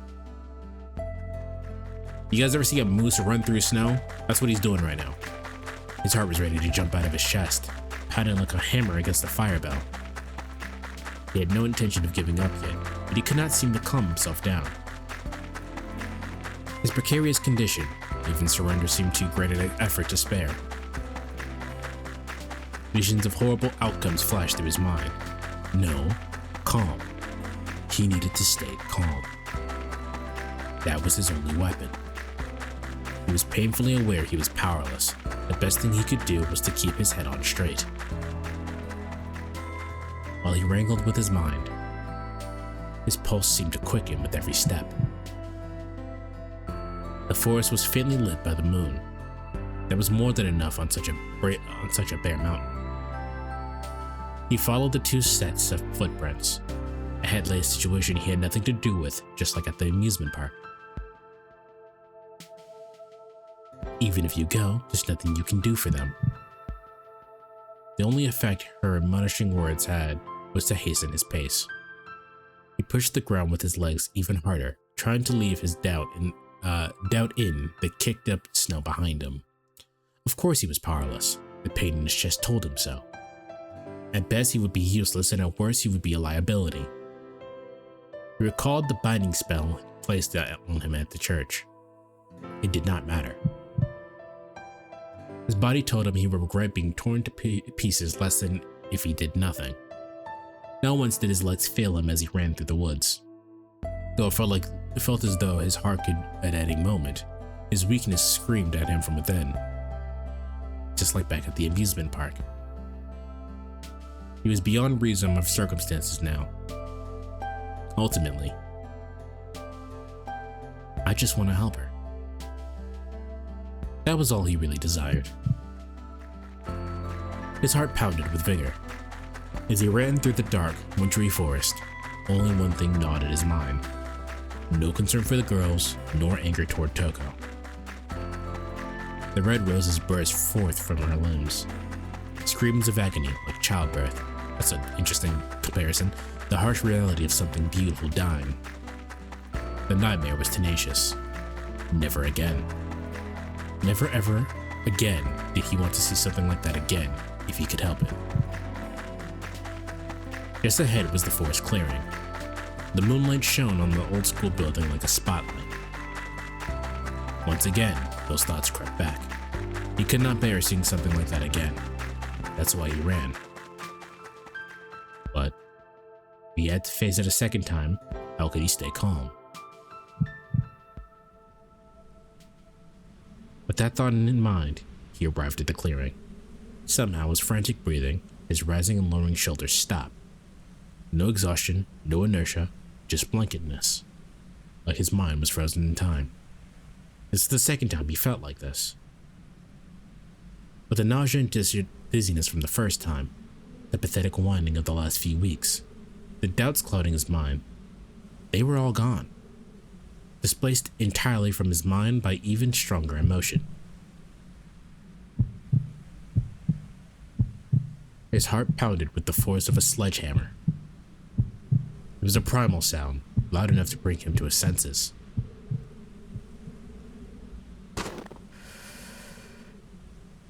Sojiro stepped into the clearing, letting out a deep but steady exhale.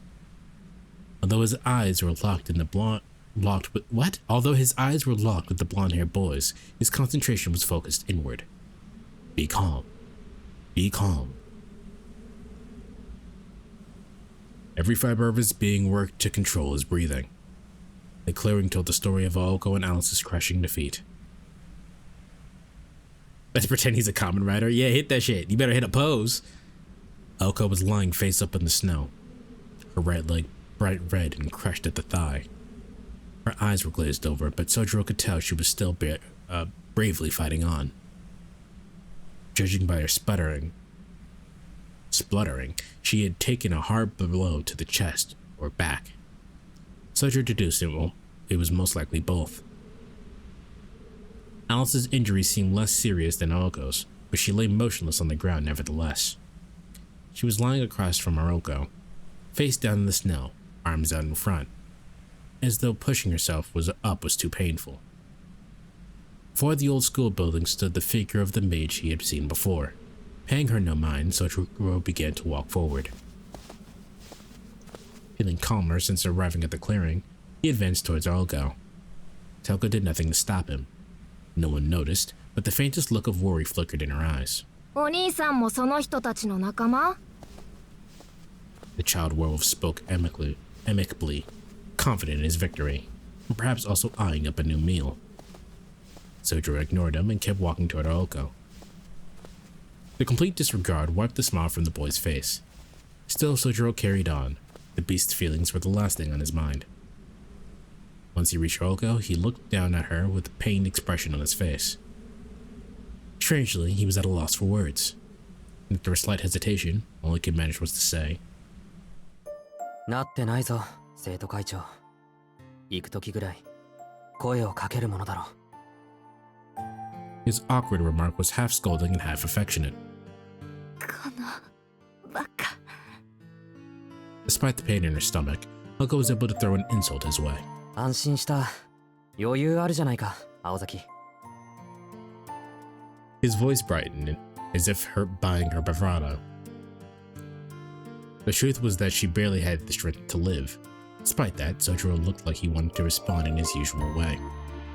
Something like, "See, Aozaki, you're too tough to die, even when someone kills you." あんた。As soon as she tried to speak, she ran out of breath. Sojiro heard her loud and clear this time. He might have looked absent-minded, but he knew exactly how dangerous the situation was. He knew because his carefree-sounding words did not match his expressionless face. Damn, that is a man who has seen death. Remember how stupid he looks at the beginning of this? This is a man who has seen shit. 何のつもりで? Or she could say, doing. She coughed painfully. Sojiro pressed his finger to his lips and nodded. Aoko could not quite believe it, but it looked as though Sojiro had gestured to her to not だって speak. ほら、状況はあの時と一緒だ。君がやられたら、次はこっちの番なんだろう。だから協力をしに来たんじゃないか。まあ、何もできないのも、あの時と変わってはいないんだけど。Aoko did not know what to say. She could only look up at him amazed and awed. The werewolf stared at them, visibly frustrated. After all, he believed himself to be the noblest of all creatures. Ignoring him was treason, punishable by death. Had Toko not been there, he would have sunk his teeth into Sojiro's neck by now. He was sure to have been intimidating enough. However, his prey did not show any signs of fear. Hold on a minute, what's up? He's upset? The boy? Yeah. It was hard to imagine, but maybe, just maybe, this guy did not view him as a threat. まあ、誰でもいいんだけど、筋張った肉は歯ごたえがあっていいし、何より食い出がある。先にそのお兄さんから始めても構わないよね。The boy wolf called out once again. Still not responding, Sojiro raised a hand to his nose. Cool, calm, and collected. Paying no mind to the boy, yet keeping an eye on him. 匂うな。ん? Everyone present was confused. No one seemed to be able to smell anything but him. へえ。何が匂うっていうのかな、お兄さん。Bea's voice retained a usual arrogance, but was tinged with impatience. The boy was unable to hide his irritation at being ignored. Finally, Sojiro turned to face the boy just a short distance from him. 品のない肉の匂いがする。これだから犬は嫌いなんだ。 Ooh! His voice was filled with disgust and contempt. Sojiro was mainly speaking to himself, but the werewolf boy had never felt so insulted. Even if that was not Sojiro's intent at all. In a moment, the wind picked up, perhaps signaling a change in the werewolf's mood. A fiery gale whipped around, carving patterns in the snow. Sojiro!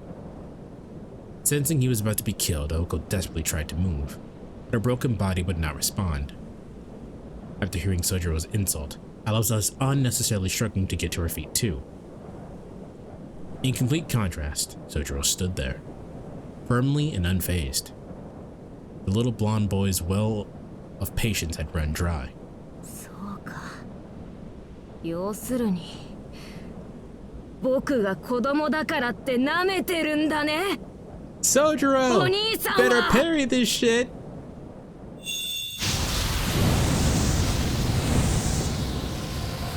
His time playing human was over. Oh my god! Enraged, the boy transformed. He grew larger and larger, golden fur sprouting from his pale flesh.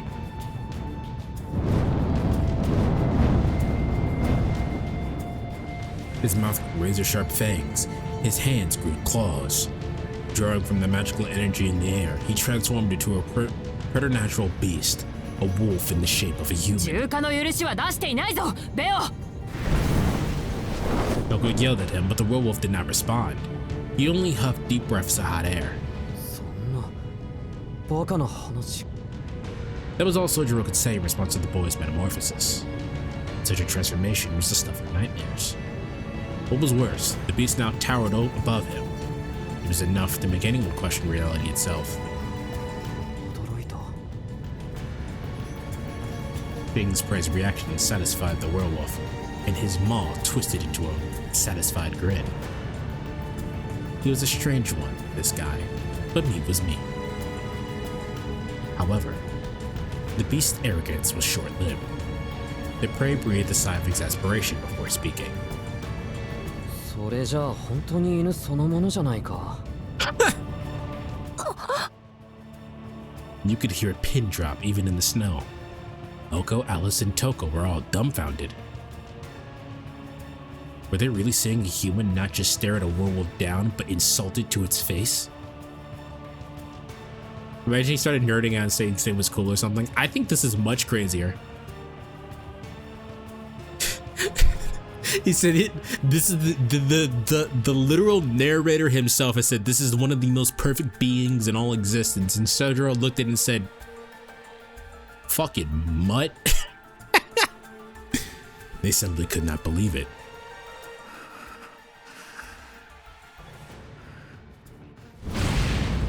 It was too late. Any trace of the wolf's pride or dignity faded away. The onlookers finally realized that the wolf was serious. ベオ、殺すな。 But Toko's command fell on deaf ears. The wolf prepared to lunge, his emerald eyes fixated on Sojiro not 30 feet in front of him. A mere 30 feet. A half second was all he needed. Another half second to bring his claw down and to slice his prey from head to toe. 死んだよ、お前。 A roar of joyous, unbridled fury echoed far and wide. It was the only warning the werewolf gave as he exploded towards Sojiro. 1 second. A golden blur swept forth in a furious gust too fast for the eyes to follow. In the face of unworldly speed, there was only one thing to do.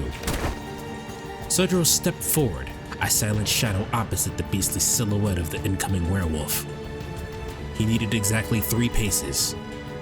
He bet his entire life around 3 feet of distance. In the blink of an eye, death would be upon him. Yet he did not show the slightest indication he intended to avoid the lunging behemoth. The wolf's forelegs slammed into the ground with an earth-shaking fury. His back muscles tensed up so much they seemed barely contained in his frame as he swept and raised a paw downward. Sojiro's small step neatly evaded the claws, but he had a different motive. He was merely positioning himself for the next move. His intention was never to avoid anything. From the beginning, his mind was focused on but one thing. One point to aim for. One mind. One breath. He picked the perfect opening in the wolf's torso, the precise microsecond between contraction and relaxation. That one point alone was the crack in the dam of life.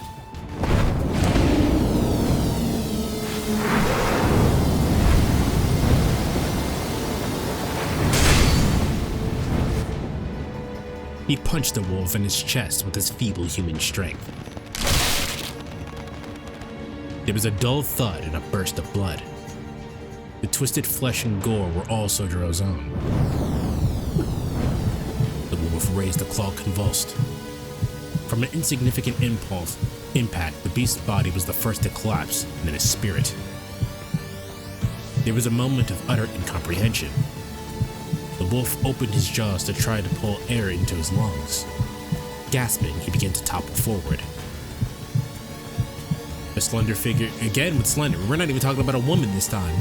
The slender figure slipped around to his flank.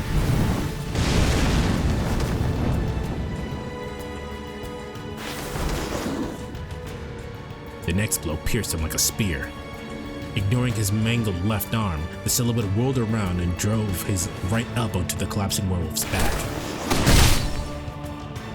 There was another muffled impact. The second strike penetrated the exact same spot the first strike had, crushing the beast's heart. This time, the blood that flew from the air belonged to the gasping wolf. What the fuck just happened? The werewolf fell to the ground, choking on his own blood. He did not get up. He showed no sign of life.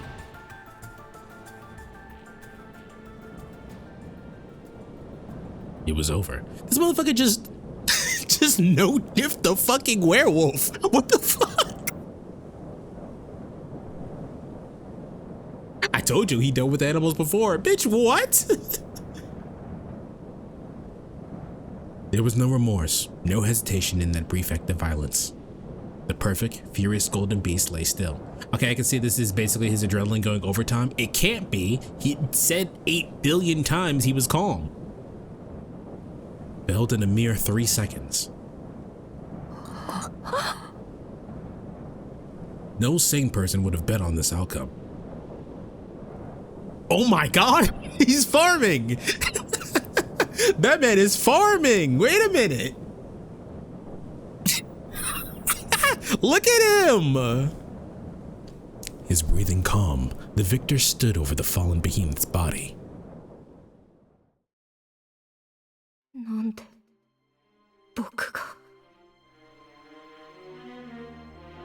Even as the beast lay crumpled in the snow, he could not grasp what just happened. His heart had ruptured, cutting the blood flow to his body and brain, leaving him helpless. That much he knew. If he were a normal creature, he would be dead. As it was, this was a trifling inconvenience. Once his heart was repaired, his body would heal as well. It was not as if he'd been struck by a magecraft exceeding his own mystical nature. This was a little different than a grazed knee. Which is what was so strange. Your heart does not stop from a grazed knee.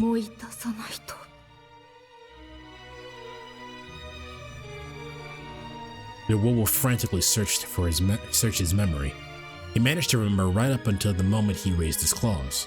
What had come after that? Given the right transformation, he knew he could withstand even a cannon blast. How had a puny human dropped him? Wait. Before that, he had to figure out what exactly his opponent did to him. The moment he got close, yes, he had felt a small impact. The attack was so accurate that it probably only affected his heart. Ridiculous. Even if that was possible, there was no way that alone could stop the werewolf's heart. In the end, no matter how much he thought about it, nothing added up. The answer was out of reach for a werewolf with no knowledge of being backed into a corner, let alone the limits of human skill. Only one thing was certain. He had lost. He tried to piece together the sequence of events. The explosion in his chest, the flash of white. After that, as he was falling over, he took another blow to his back. That was the one that disrupted his heart. ふざけてる。そんなことで僕が。 Could lose? Indeed. He was physically impossible. The boy gnashed his teeth and tensed his body in indignation at this unfair conclusion. そうだ。こんなのは嘘だ。同族でだって僕を任せる奴はいなかった。こんな痛みもこんな事態も全部嘘だ。不合理に狂っている。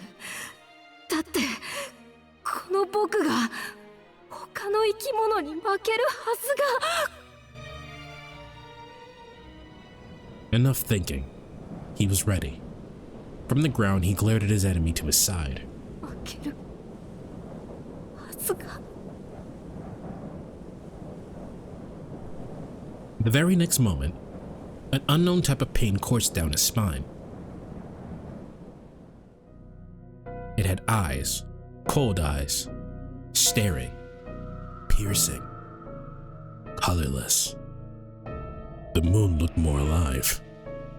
Its arms were broken. Its inhumanly powerful attack had mangled them beyond recognition. If it was pain, it would have cried out. If it was in pain. But it was silent. Was it ever alive? Those dead eyes. He'd seen eyes like those before. Those eyes without hatred, without joy, without any feeling behind them at all. He was a mindless insect. The werewolf's hair stood on end. What was this creeping chill crawling up his spine?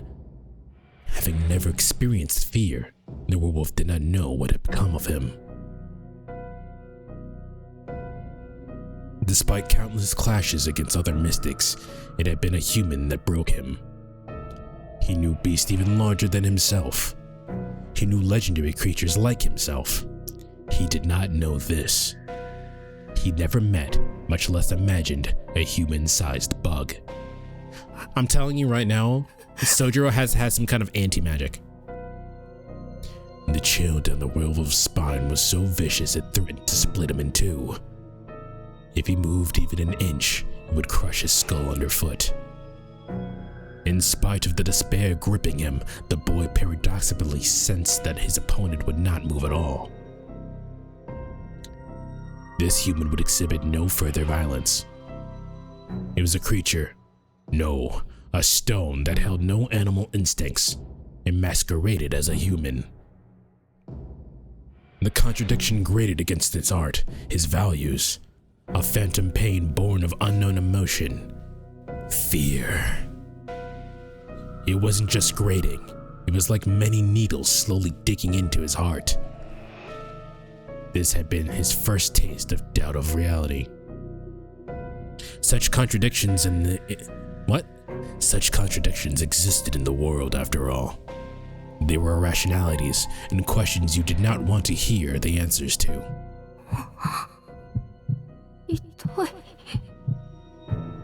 The suppressed pain suddenly flowed through his body like a raging river. This was also a first. Until now, he had always been able to control pain. He had never known what it was like to tremble. An elemental might have even felt sorry for him if he were here to watch. How sad. Born complete, yet lost in the lunacy of the human world. His heart had fully regenerated. Howling in mental agony, the beast clutched his own trembling body. Those eyes, those human eyes looking straight through him. And then, the boy realized the only reason he was still alive.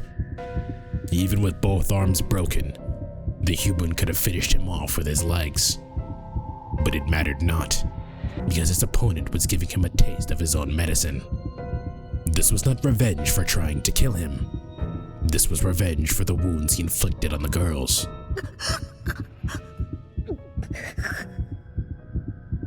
The absurdity of it all made his throat tighten. His breath was frantic. This human had no sense of self. It had no concern for its own safety where it stood between him and the girls. That might be why it had no hate or fear, or perhaps even intent to kill him. Indeed, the fact that he was alive had nothing to do with the human's will. The fight was machine-like, so was judgment.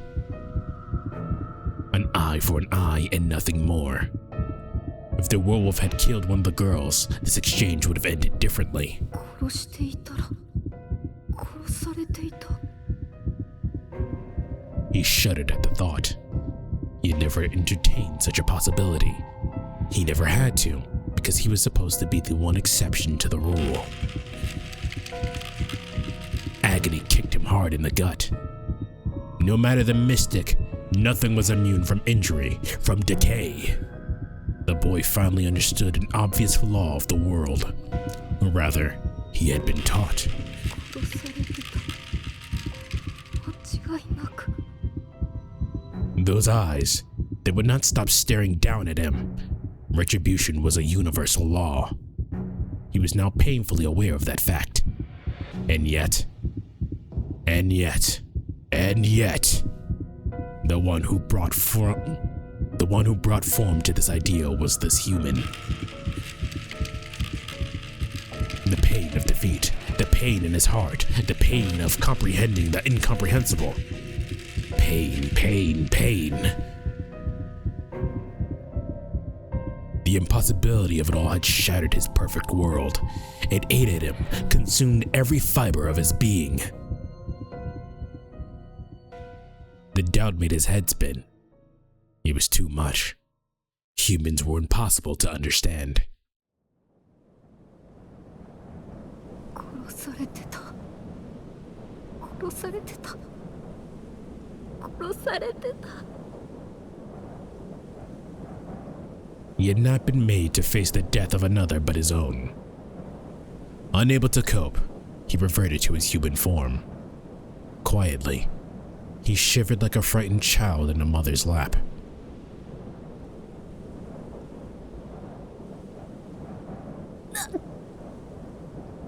Still lying in the snow, Oko choked on her words. Unable to entirely comprehend what had unfolded. Nigga, we can't comprehend what the fuck just happened. And we watched it happen. She could not hide the trembling in her voice. Speaking in his usual way, Sojiro nonchalantly turned toward her. 何って。今自分が何をしたか分かってんの？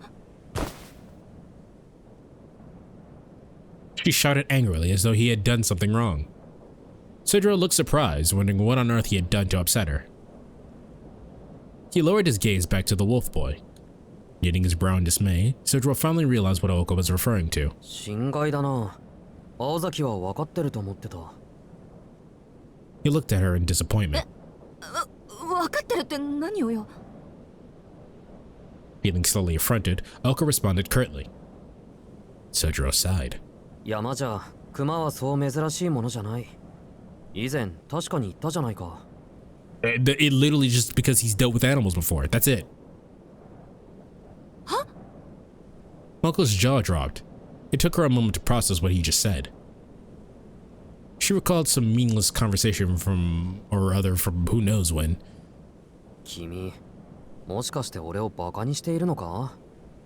まったく。なんで熊を倒すためなんかに修行しなくちゃいけないんだ。What?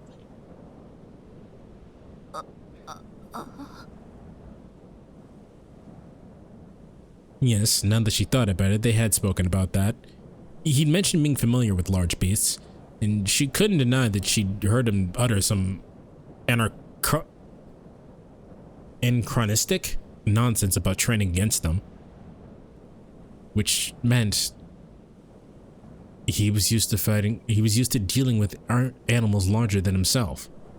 If he lived this sort of life that involved run-ins with wild bears, then a man-wolf might have only been surprising, but not particularly frightening. Oko hung her head. After all this time, who was it really that made no sense? あなたの勝ちよ、宗十郎。 Motherfucker said, you know what? Alright, fine, you can have that. Sure, whatever. It was hard to tell whether she spoke of admiration or exasperation. Either way, as she slouched in the snow, Elko spoke quietly enough so that only she could hear her words.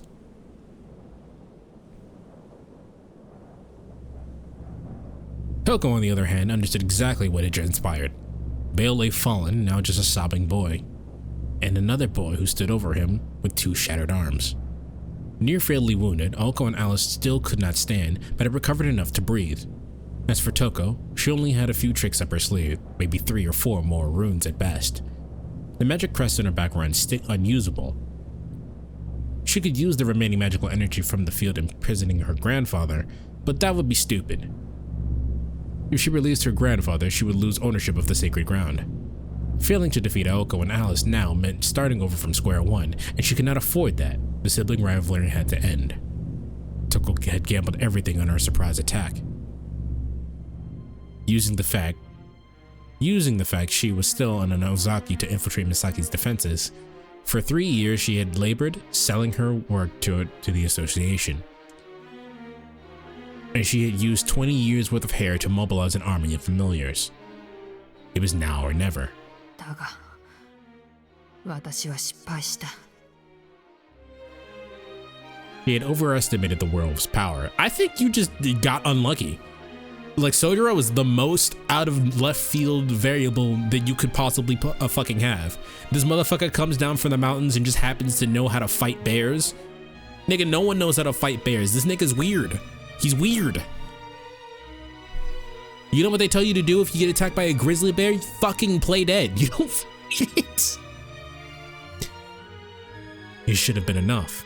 Against mages alone, Beowulf by himself would have been enough to ensure complete victory. He's a hillbilly. Nigga's Goku. He's literally Tojiro. Do you think you watch Kamen Rider? He's literally Goku. Oh, I just grew up in the woods. Like, nigga, no you didn't.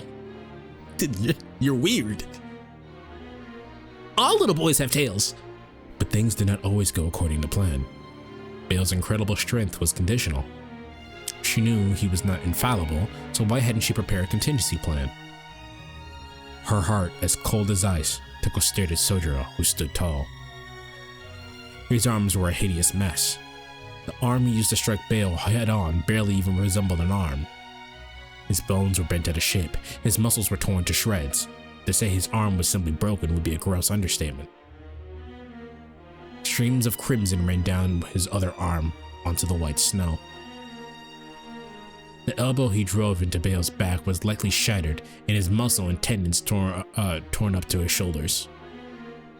Judging from the state of his arms, it was doubtful he'd be able to use them again. Worse than his arms, his left leg had no doubt his internal organs too.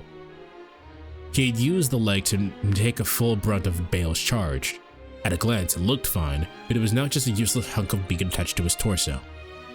His insides were worse. Supporting the weight of Bale had ruptured his spine, causing widespread internal bleeding. This man is a dead man standing here. Yeah, that's what I'm saying. He's basically a dead man standing. A bird with clipped wings. Living like that would not be living at all. He could barely stand, let alone fight again. In contrast, the collapsed werewolf was unscathed. Only once had he coughed up blood. The majority of the pool of red on the snow was Sojiro's. A crimson tapestry telling the story of a boy who stood strong and defeated a werewolf. 当然だ。衝撃には反動が伴う。拳を振るうのなら相応の負担がある。まして相手は人狼。走ってくる鉄の壁を真っ向から殴るようなものだ。それを。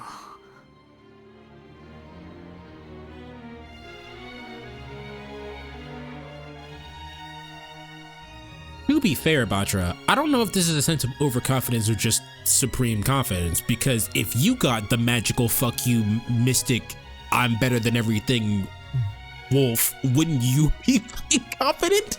Like, the reason why Sojiro won, the reason why she lost this is because Sojiro literally came out of left field. Like, there is no logical reason for her to consider Sojiro as an option in her 3 years of planning.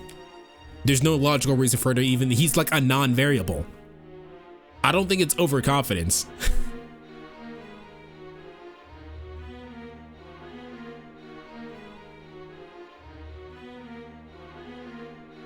I can't even think of a proper like analogy to explain how fucked up that was.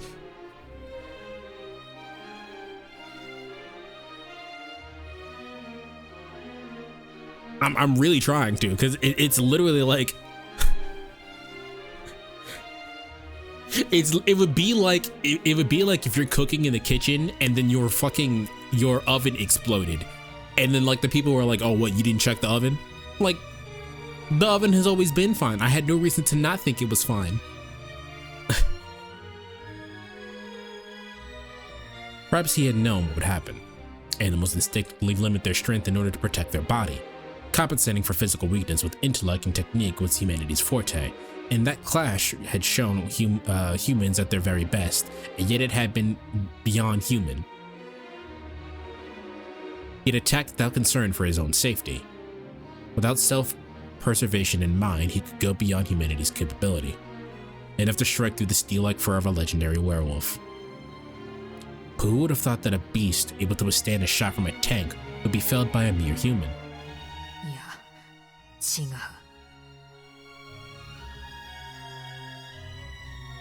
ためらうことなく殴りつけたから壊れたのではない。初めからあれは壊すことを前提にしていたな。He sacrificed his entire body to destroy Bale's heart. Tucker felt a chill come over her as she went over in her head what had transpired. It should have been a nightmarish scene, but she was captivated by the supreme display of physical rationality. From the outside looking in, she had witnessed not an accident, but a rational consequence. In that instant, the boy had put his entire being into replacing Bao's heart. As soon as he laid eyes on Aoko and Alice, he had committed himself fully to the task. He sized up Bao, synchronizing his breathing, found his weak point, calculated the exact position, timing, and distance he would need to hold his ground. He knew what he had to do to win, and he did it with everything he had. It had nothing to do with instinct. A wild creature could not have tried to beat something that it could not. Only a human risked his life when faced with impossible.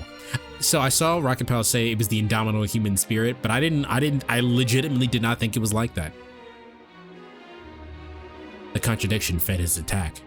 He twisted his body from his heel to his neck to focus his energy. If Bale had simply tried to run Sojiro down, the werewolf probably would have won. But the beast wanted to rip him to shreds, or rather he was baited into doing so. After Bale charged when he planted his feet, he raised his claw and then swung it downwards, putting himself off balance. His pulse was erratic, his movements wild. In that moment, he was vulnerable. Hold on. So the game is now trying to tell me that Sojiro rage baited this fucking werewolf and then won. How to rage bait a werewolf 101. That was when Sojiro made his move. The beast had overwhelming power, but it was sloppy, whereas the human concentrated all his meager power into a single point. That was how the human shifted the balance in his favor. I mean, taunting can work. Oh, I love taunting. Have you seen? Okay, you actually haven't. But like, for anyone who's been around, watch me play video games with someone else. I taunt the fuck out of everybody. Taunting can work.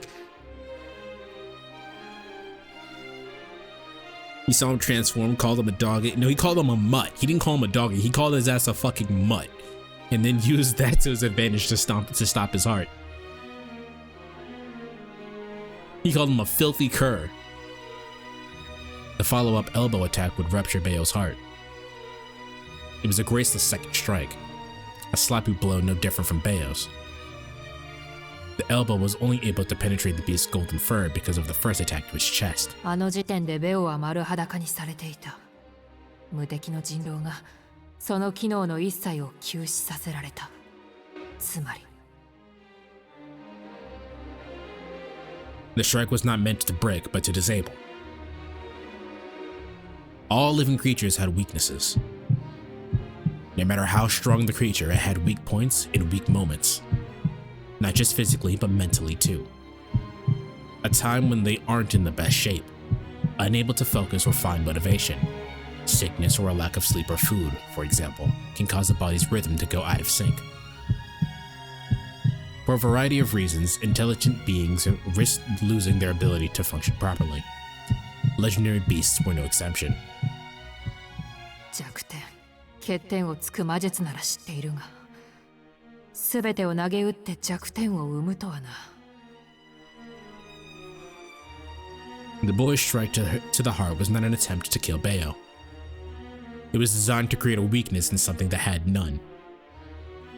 The elbow attack took advantage of that break in Bayo's vulnerability. 加えて、笑えることに不意打ちですらない。ベオの神経の伝達速度なら、毒が当たった瞬間に感知し対応できる。だが、そもそもそれを毒と認識できなければ、変形のしようもない。毒ではないものが毒になるなんて落とし穴を、誰が教えてやれるものか。He was frustrated, to say the least. The boy was totally committed, utterly selfless. He bet his life on that single moment without expecting a single thing in return. The boy had acquired the experience and skill to do such a thing. It was not a miracle or luck, nor a miracle of passion. It was not talent, tenacity, or hatred.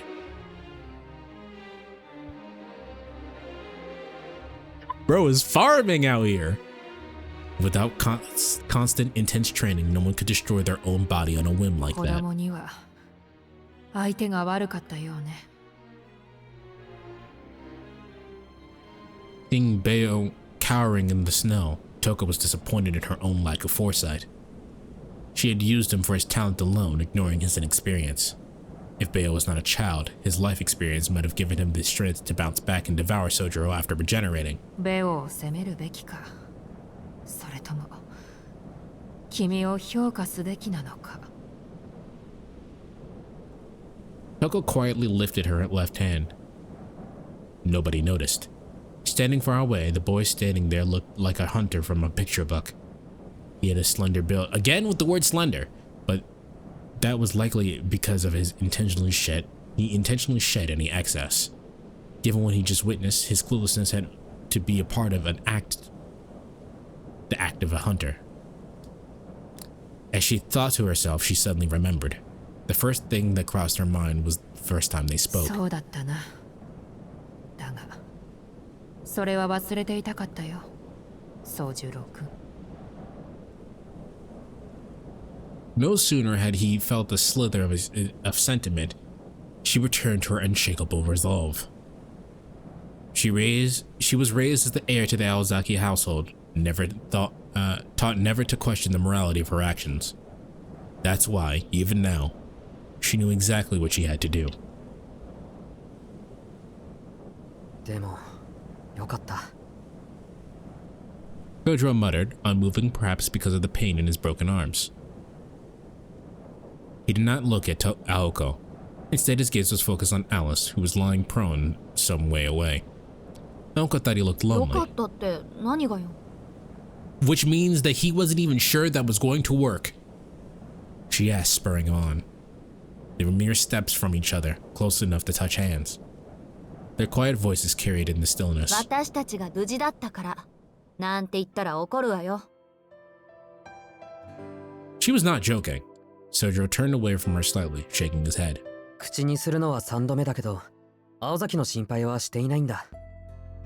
いや、さっきはちょっと意識が飛んだようなんだけど。He said as an embarrassed smile crossed his face. The first time, he outright fainted, but the second time his passion pushed the dizziness and nausea aside. He just as calmly did what he could as best he could. Nevertheless, no matter how calm he tried to be, deep within festered a very real rage. じゃあ何が良かったのよ、宗十郎。Uncle's voice had a slight tinge of annoyance. Sojiro responded. だって、ようやく約束が守れた。そっちだけが約束を守ってるのに、こっちは果たせなかっただろう。それがずっと気になっていたんだ。その機会があって、本当に良かった。How much adrenaline do you need to tank your arm getting shattered? That's what the game is saying. He didn't. He didn't have any adrenaline to tank that shit.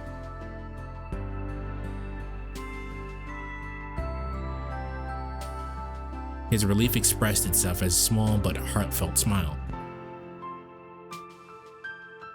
Malko listened astonished.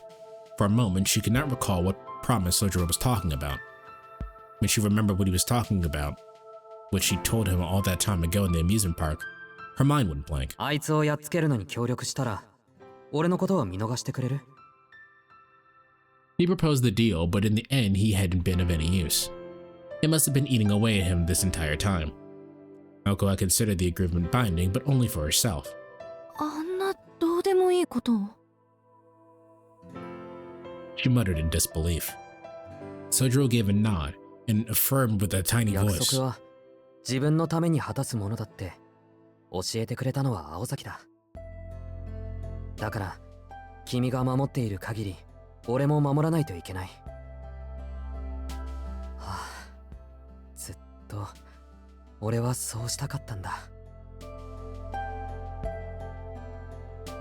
As if listening to a confessional, Malko stayed silent. She could not find the words to say anyway. Sojiro proved ever the enigma, taking such a trivial promise so seriously and speaking so sincerely about something so basic. She could not wrap her head around how he had beaten a werewolf, but his personality. That was a true mystery. It was no use trying to figure that out now. To Okaozaki, he was a riddle wrapped in an enigma wrapped in a conundrum. それじゃあ借りは返したから帳尻はゼロだ。これで貸し借りはなしだぞ、青崎。Sojiro said lightly, perhaps attempting to break the silence. Normally this would have passed her by if she saw his kindness for what it was. 貸しがついたのはこっちの方よ。これじゃあどうやって返していいかわからないじゃない。Sojiro nodded in happy agreement. それより青崎の足なんか塞がってるな。もしかしてもう立てるのか? She shot him a stubborn look as if to say, well, duh, obviously. Ever amazed by a grit, he offered her his right hand. You can still move that bitch? Despite being broken at the elbow, Aoko looks as sturdy as ever. By all appearances, he was beyond recovery and would be for the rest of his life. Even so, he seemed able to ignore the pain for Aoko's sake. ほんと、あんたってバカ。Can you stand? He says his arms are decimated. Yeah. His fucking, his arm is shattered like a Lego tower. And he's over here like, can you stand? She uttered under her breath, looking up at him. As much as she hated to admit, she could not refuse his hand. Resigning herself, she reached out to Sojiro. Sojiro is about to get cooked right now. But her hand never reached his. A small bell chimed. A line of wind whipped through her hair. It cut through his waist like a guillotine.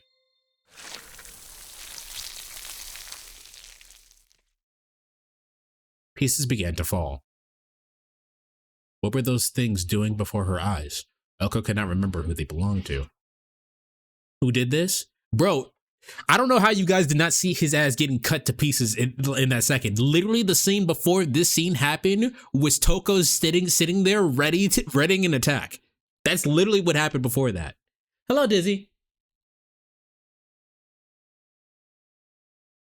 Like, I don't know. How did you guys not see that coming? That was literally the scene before this.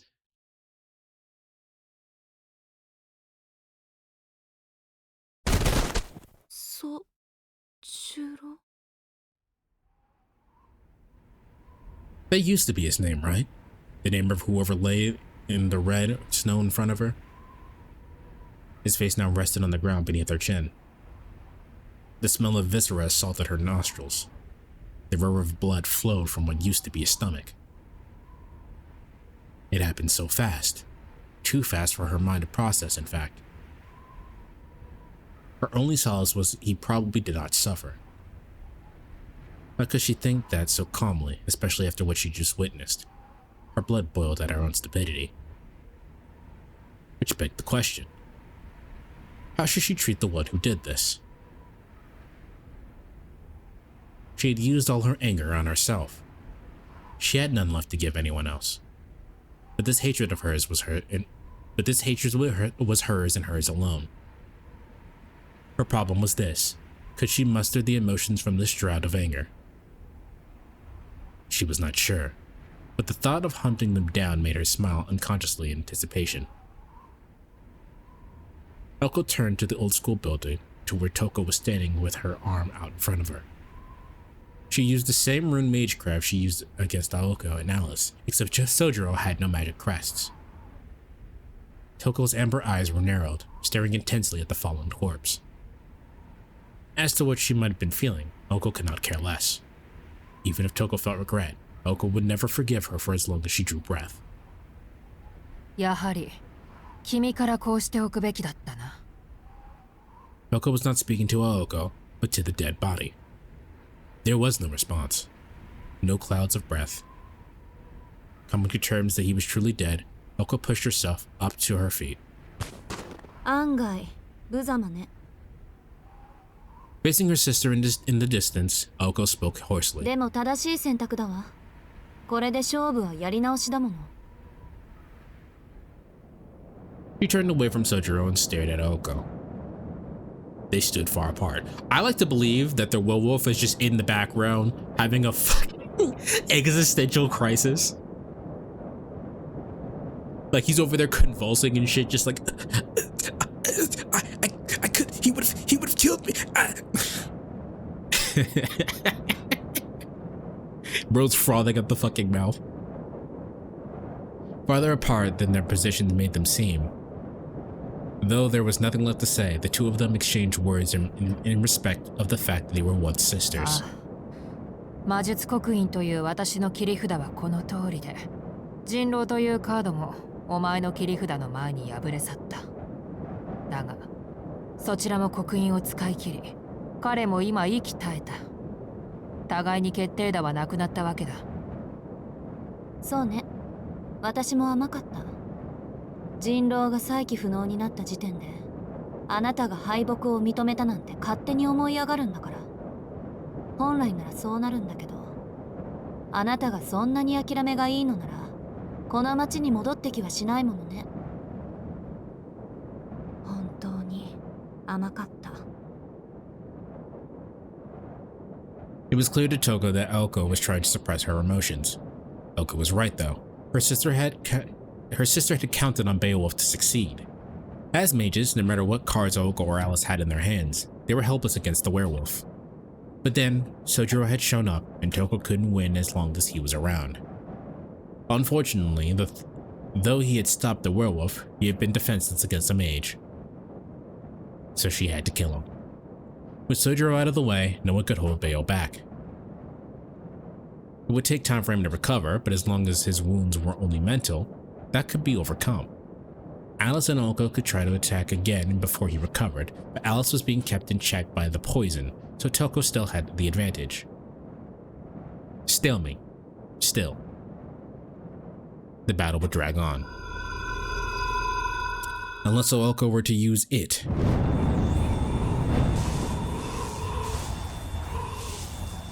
Damn. She's also farming. Powdery snow began to whirl around. The air around her wailed. It was magecraft that transcended all that was mystical. The gate to the miracles beyond human comprehension, ready to show itself. やる気のようね、青子。 Toko released the crest maintaining the fields. With that, her grandfather would be freed, and the barriers around Misaki would be restored. Which is not what Toko wanted, but it was that or forfeit her life. The crests at her disposal were now twice as powerful as her sister's. Elko gazed at the new threat with her eyes half closed.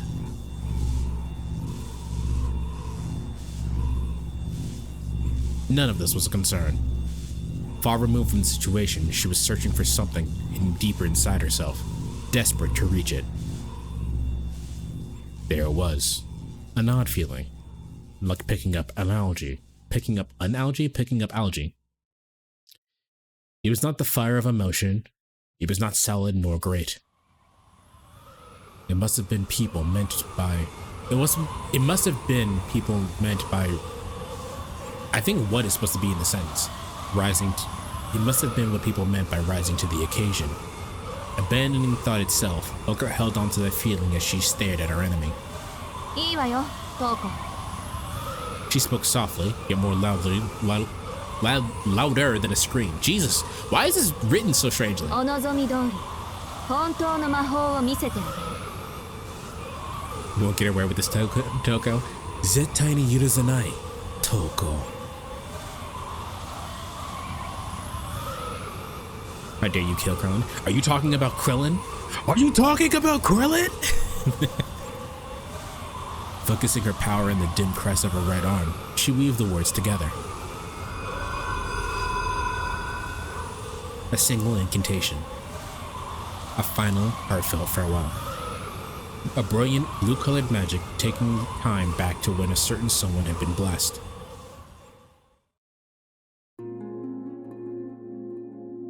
To put it simply, magecraft is human wisdom. It is the world as we know it. Magic is the singularity that exists beyond either of those. At the beginning, the first changed all. Next, the second recognized many. In answer, the third showed the future. Tethered, the fourth concealed itself. And the final fifth had long since lost its significance. Someone once said, had it only ended at the third. Magecraft is a study of history, fates of our making, and life orbiting the planet. But true magic is the providence of a god beyond the heavens. Why do those who stand on the earth extol the virtues of miracles beyond humankind and the planet? This was an undeniable sin. Magic was not the enemy of humanity. That is why. Those who obtain a new magic are killed by the red shadow. 聞け、万物の霊長。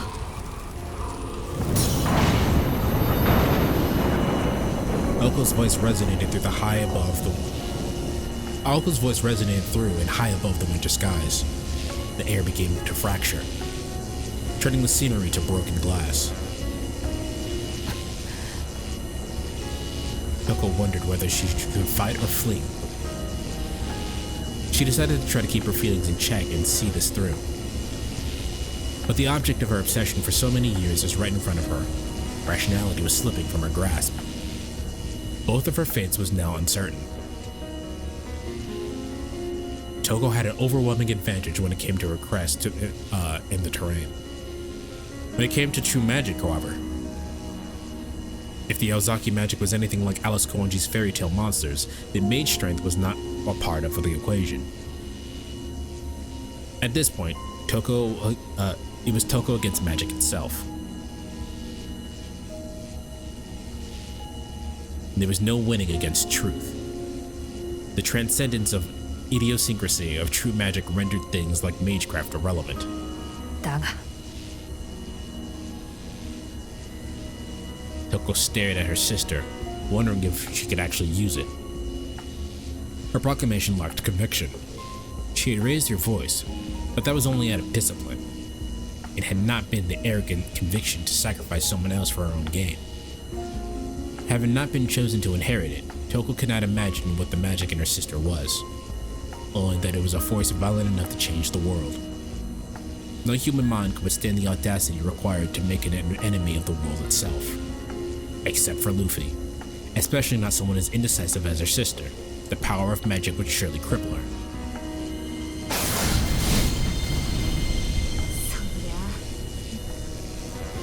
Feeling Toko's eyes on her, Falco doubted herself. She could not help but hesitate. Terror gripped her heart tighter. でも、だからって。 She could not run away forever. Her hesitation and terror meant she would never forgive herself for stopping now. Closing her eyes, she pushed herself into the final stage.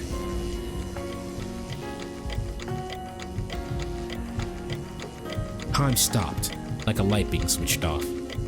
She submerged herself in her own darkness. Everything froze, only she moved.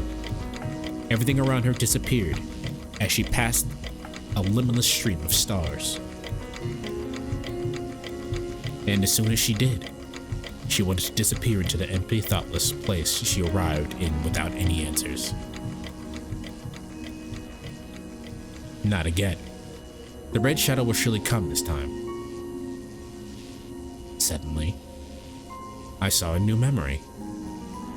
Possibly because I used another to make it the trade for a familiar yet new sound. I wished for nothing. I seek nothing.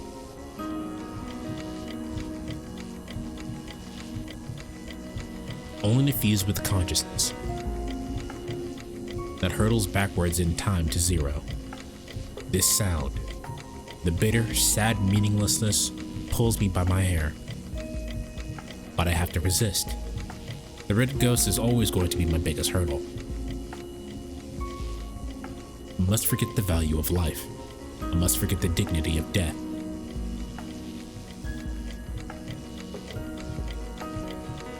The sound persists. It's got nothing to do with this journey. It's just an external distraction. And yet, I think I finally understand. I know what noise has been making me so uneasy. What the unsettling whispers were directed at me. Perhaps the red shadow was perplexed by the quiet soul listening to it. It glares at me, its eyes full of hatred. How can it be so unprepared? Don't tell me. You can't be serious. You're gonna turn me into your prey for that?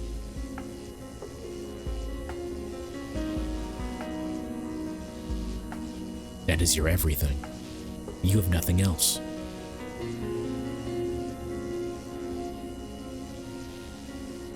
The effect of rewinding, the decision to never say never. His pride, his meaningless life. She negated it. She used her superior power to negate that sound which was an absolute rule to him. She brushed it aside like it was a cobweb. The sound disappeared, and a new one replaced it. I wish for nothing. I want nothing. A pure, obedient heart. That's why you get nothing. A life of falsehood led by affirmation. This is ridiculous. My legs move toward the future, but they stop. Change of plans. I'm taking a different path. Nothing's changed. It's just something has made me real mad. How can I put it?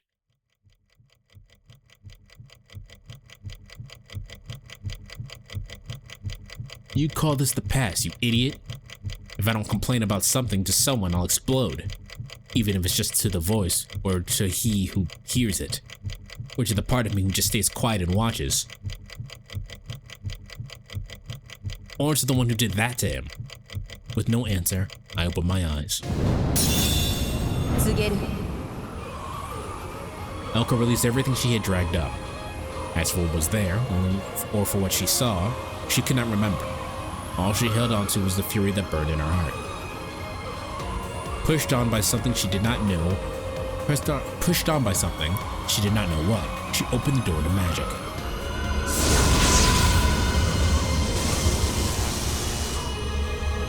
The change was extraordinary.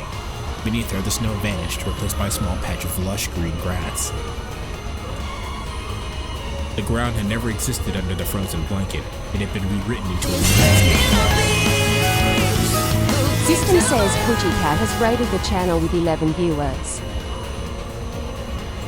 Sorry, I don't really know what to say. Shut the fuck up, Pixie. Hello, Pudgy. Thank you so much for the raid. How was the rest of Tekken?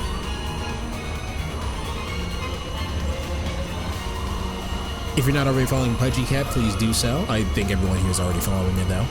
If you don't know me, I am the Infinite Dragon. I was in Pudgy's stream earlier, kind of just talking about stuff. We are playing a visual novel. It is story time. We are right at the end. This is the second to last chapter. If you guys don't know what this is if you guys know the anime Fate Stay Night was based off of a visual novel, and the author of said visual novel also made this game. We are about to hit the climax. We ended up switching off to FF16 since I was getting too warm with Tekken. You were getting heated. People were pissing you off. You were tired of getting you were tired of getting your ass whipped by Clive, so you said, "Let me play as Clive."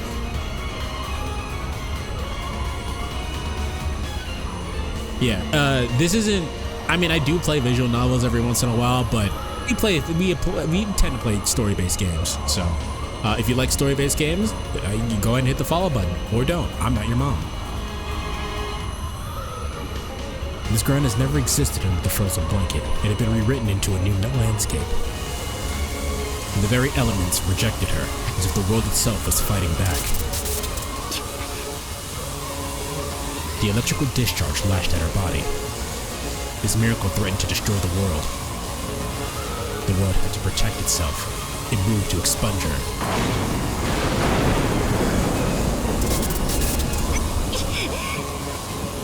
Oh, it was literally too hot in your room. I see. Pain scorched her every cell, trying to tear away her consciousness.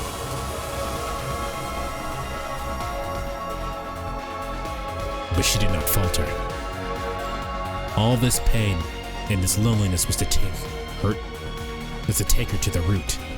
Ever since inheriting true magic, she had suffered this torture time and time again. She contended against the voiceless protest of the cosmos. The burden engulfed her retinas and nerves in flames. And then, light. She finally understood. She remembers why she came back and what she wanted to scream.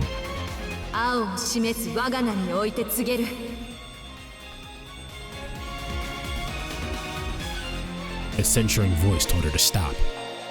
At the edges of oblivion, her hand touched the true form of magic. The snarling red shadow was there, telling her it was no use. Gonna grab food? Fudgy, it might be over by the time you grab food. We might just be talking about bullshit then. So much doubt, so much fear. But such things meant nothing to her. To me. I don't care about the magician's obligations or the destruction of mankind. I'm sick and tired of hearing about it. I only have one reason for doing anything right now. God, I can't believe I'm saying this out loud. I just want to save him.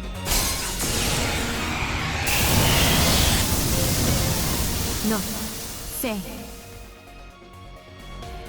A blue whirlwind whisked up around her. Oh man! He just died. He literally just died for us. So, like right before you raided in, he died for us. So that is not just any man. Casting aside her doubt and sorrow, the magician played her trick upon the world.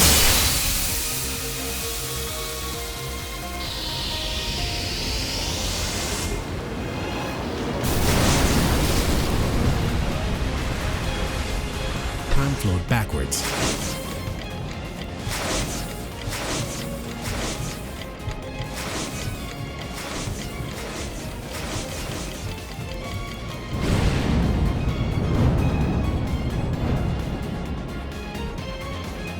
Childhood memories were overwritten.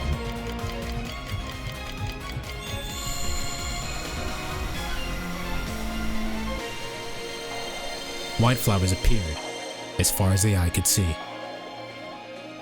Brighter than snow, they ripped like a wave across the world, devouring it. She literally used Made in Heaven. Damn, she gets a fire outfit too? And her hair is red. Fly. Timeless words. What was declared had come to be. In this time and place alone, the fifth magic made itself known. Yeah, for people who are like, I don't want to read the game. The anime is coming out soon. This is being turned into a movie. In the blink of an eye, the snowy clearing had transformed.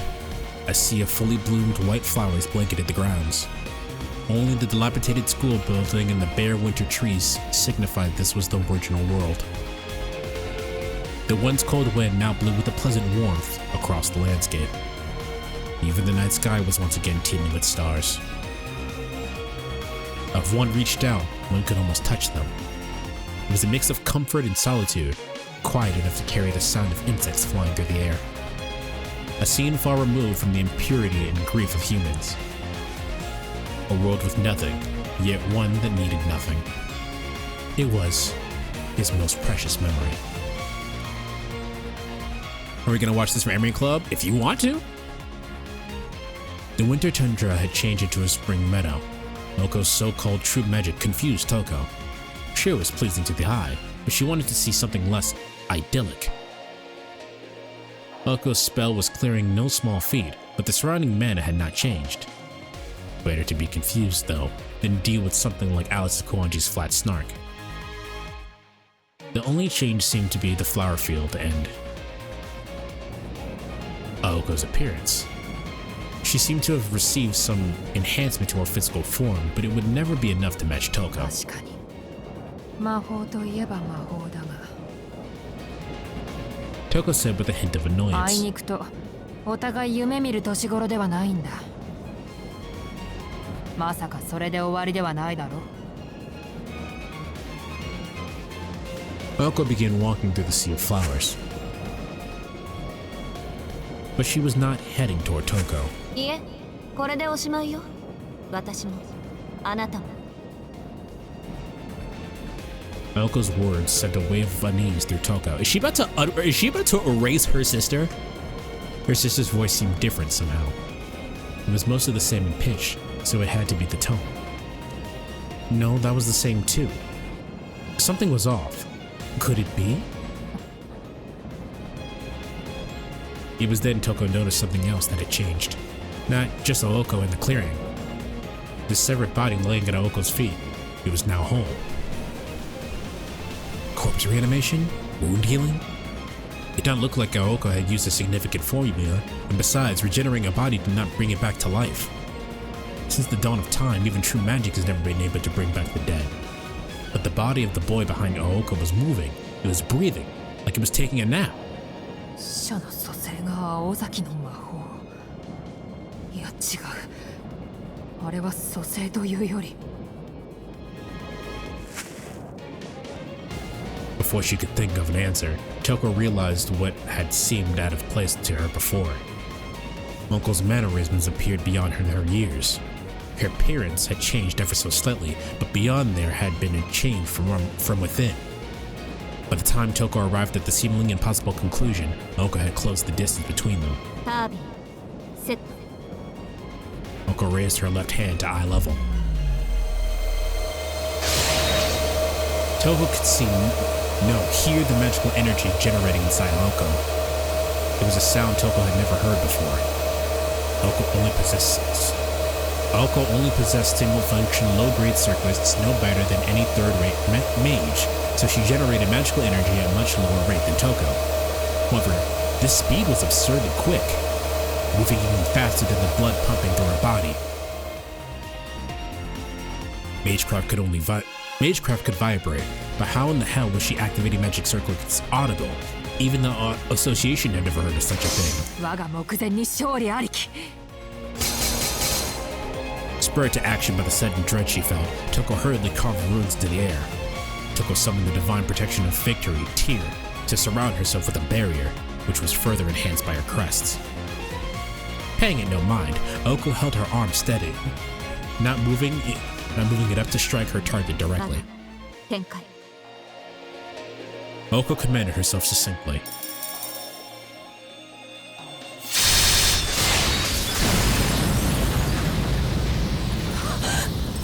Dad, I think she's dead. This is beyond magecraft. It's just a few words. She had fired 20 magic bullets. Like a meteor shower, the bullets smashed through the rocket-proof rune barrier, as well as Toko's spell-woven coat.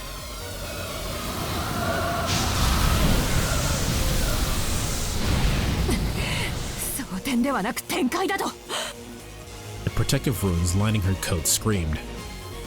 They would not be able to take another barrage like that, and she had already taken internal injuries. She loathed to admit it, but Oko vastly outclassed Toko in terms of raw power. Even harder to admit was that her sister probably had not even brought out the big guns yet.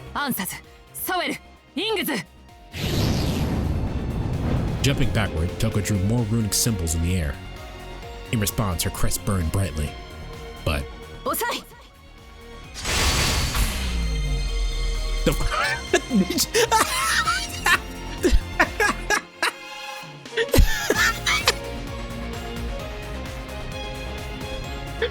Did she just go nah to her attack?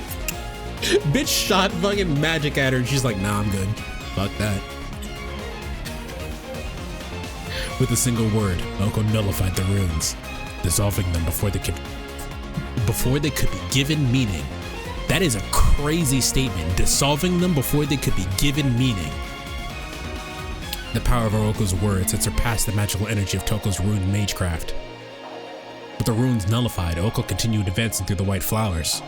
From her calmness to the robust spinning of the magic circuits in her breathing, she was different. A woman with sublime self-control, a trait only found in mages with a lifetime of combat experience. Given the evidence, that was the only explanation for Aozaki magic. Oko's magic circuits had not been amplified. That would have been impossible anyway. Like Toko, she would have to externalize them, which would just increase the scope of her magical energy techniques. By nature, the quality of a mage's magic circuits did not change, but Oko was now clearly a superior mage to Toko.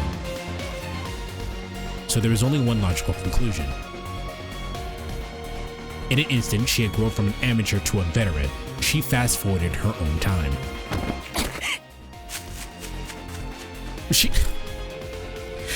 So what I'm hearing right now is that she looked at her big sister and then said, nah, there's levels to this. There's levels to this, little sis. She just sunned her own sister. What the fuck? The scarred red mage turned her back on her sister and ran. She knew she could not win, so she fled toward the old school building. Oko did not fire. Not out of pity, but because she deduced that an attack at this range was risky. She went to chase after her sister, but stopped suddenly. A few words caught in her throat. She took a small breath. Alice, Oops, sorry. She said, slightly embarrassed by the maturity of her voice. White petals flitted through the air. Without looking back, she made after Toko, with long hair flowing behind her. Alright, so when does a Neko arc appear? Neko arc only appears in funny haha art plot lines. Order? His eyelids snapped open. At last, Sojiro woke from his long slumber. Lying on his back, he gazed up at the stars. The trees around him created a portal into space. Despite seeing all this for the first time, he felt an uncomfortable sense of deja vu. So many questions. What happened before he fell asleep? Why had he been sleeping? Everything was just so hazy. It was like he walked out of the door one minute and woken up in bed the next. With so many thoughts clouding his mind, he could barely recall his own name. All he could remember was a girl he'd never seen before, and something thin around his neck. Shizuki-kun. The voice, quiet but clear, belonged to the girl named Alice Kawandri, who was at his side.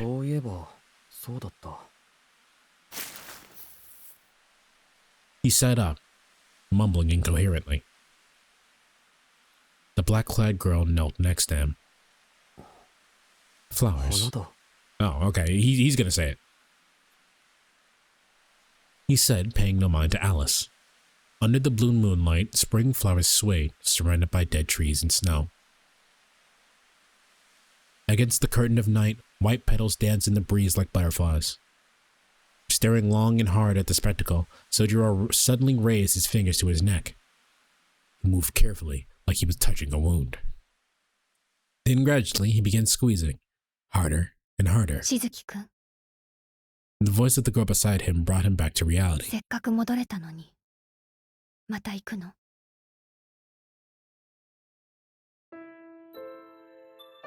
She sounded both sad and reproachful, but Sojiro did not understand why. Seeing the uncharacteristic concern in her eyes snapped him to his senses. 行くってどこに？ His fingers fell away from his neck. Without answering, she blankly looked into the sky. Though there was only the infinite darkness of space. まあいいや。それより俺は何をしてたんだろう。なんか変だ。ごちゃごちゃしてる。 Sojiro tilted his head in confusion. Alice observed him motionlessly. This bewildered boy was a far cry from the one that made short work of a werewolf. Then again, this is Sojiro. As she stared at him, she realized she did not have an answer he could understand. So she tried asking a question. The same question she had asked him repeatedly as he slept, but eventually gave up, expecting a response too. 今までしずきくんは何をしていたの？ Her quiet question was spoken like an enthralling spell of magecraft. That spell seemed to work, and Sojiro sank into a sea of memories. Atop the bright white hill, they quietly sat for a while, like siblings. 誰かの声が聞こえた気がする。何かを聞いているようだった。けど、自分は最後まで一言も返せなかった。Though consumed by the darkness of death, he could still vaguely recall the girl's question. He was not aware that he had died, but it seemed a fragment of time remained from when he had been with her. Sojiro's expression darkened, filled with regret. Looking at his profile, Alice pressed him further. それで欲しいものは見つかった？ Remembering that someone had asked him questions, he gave a slight nod. ああ、そうだった。けれどね、アリス。そんなものは見つからないって思っていたんだ。うん。ずっとそう思っていた。The regret in his voice was accompanied by a hint of strength. Lowering his gaze, Sojiro saw a white flower garden that looked like something from the afterlife. It shone brightly, captivating him. 思い出した。青子の前でざっくり言ったんだっけ。なのに生きているのはどういうことなんだろう。 Sojiro said, prodding his body curiously. His arms were their old selves again, but what of Aoko? He turned. Sojiro make an amazing boxer. I don't think he would. Like, that's a really precarious situation because he could totally take out anybody, but like, he doesn't want to, nor would he. That's a very precarious situation. He turned towards Alice for an answer, who was sat among the flowers looking sullen. 巻き戻されたのよ、しずきくんは。この風景も本来はあなたの記憶だけど、わからない？ Alice seemed to be speaking in riddles. 俺の記憶って、その割には知らないところなんだけど。今しずきくんの時間は青子に使われているから、それが戻されるまで思い出すことはないわ。 What the fuck does that mean? She answered ominously as she cast her gaze over the flower garden. でも、これが消えてしまうのは残念ね。元に戻れば、思い返せるのは私だけなのに。 Oh, that means she can't. That means that when Toko dies, he's going to return to being dead. Like she borrowed time. That's what it looks like. Yeah. Looking at the white blossom, she smiled momentarily. Oh. Her words only confused him further. アリス、君答える気がないんだろう。 He said dejectedly, prompting Alice to face him. What emotions lay inside those deep eyes? 意味のない話だけど、聞きたい？聞きたい。アリスが教えてくれるならなおさらだ。 Sojiro nodded enthusiastically while Alice took a deep breath and closed her eyes. When she spoke in a caring tone as she would, in as caring a tone as she was capable of. 結論だけ言うと、あなたは一度死んで生き返ったの。しずきくんが瞳子さんに殺されてから、青子が目を覚ますまでの5分間分の時間を巻き戻して。その時、あなたは10年近い年月を青子に使われた。二人とも肉体年齢は変わってないから、中の時間だけ持っていったんでしょうね。I don't understand what that means. Do you mean that, like, what does that mean? だから今、この景色を懐かしく思えるのは、 Does that mean he 青子だ lost, け。 like, his childhood in order to bring him back to life? そして、 And once the time exchange was over, neither Oko nor Sojiro would remember what happened during those moments. When Oko used someone else to channel her true magic, it did not affect her alone. If she had rewound time for only herself, that temporal inconsistencies would form part of her own experience. However, this was proper time travel. The inconsistencies would be corrected. When the magic ended, both Oko's memories of this place and Sojiro's unfamiliarity with it would be corrected. The miracle would become unrealized. Only the observers would remember this brilliant white sea of flowers, Alice and Toko. 時間を持っていく Sojiro asked, his head tilting even further at Alice's general explanation. She recalled how Aoko said that if you gave Sojiro a roundabout answer, he would stop asking questions, even if he did not comprehend it. しずきくんを生き返らせる方法はなかったから、命の復元より死そのものの回避を青子は試みたのよ。Since when did this become Steins Gate? True. まだ青子には無理なのか、それとも今回もひよったのか。大きな操作は避けて小さな操作、自分とあなただけの交換にとどめたよね。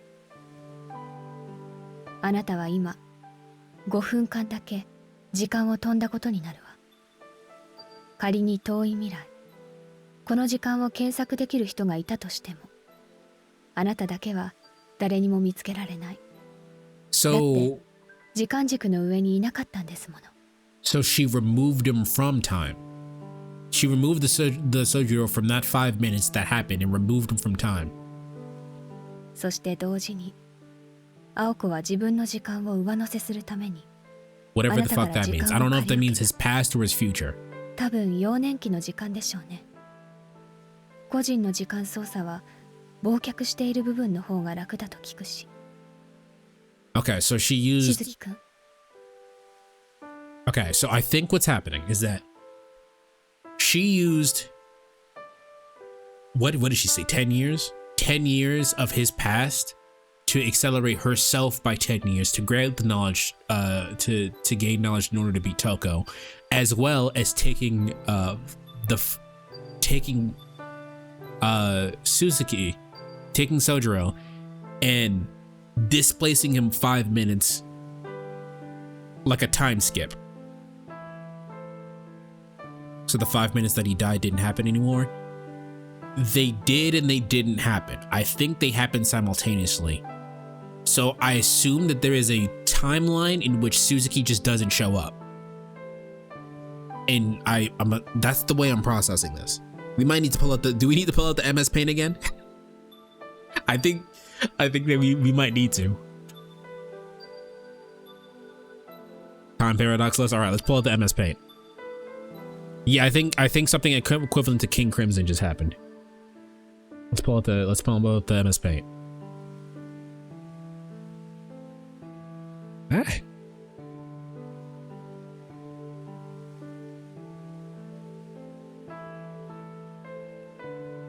So, Pudgy, if you want to get your food, now's probably the time, since I'm trying to understand what the fuck happened.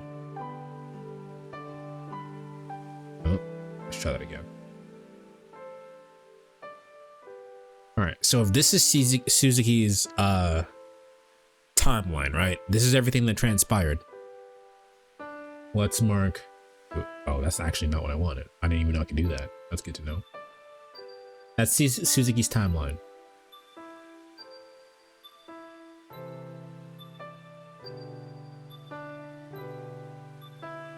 That's this. Everything from here and to the left and before is 10 years.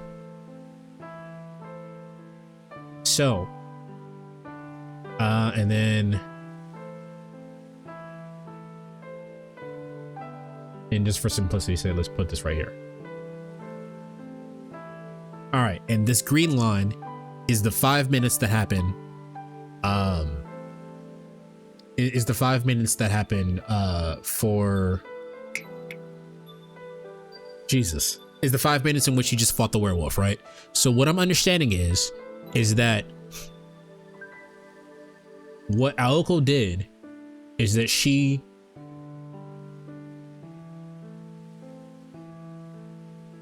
removed him from this to make a new timeline in which he didn't die.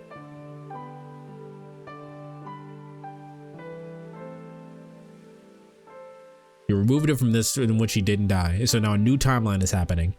And then also used his past in order to age herself up by 10 years.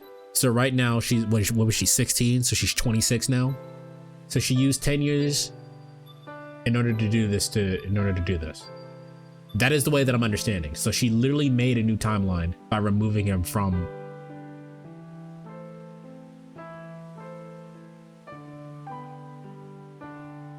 And now this is the new timeline. That's the way that I understand it.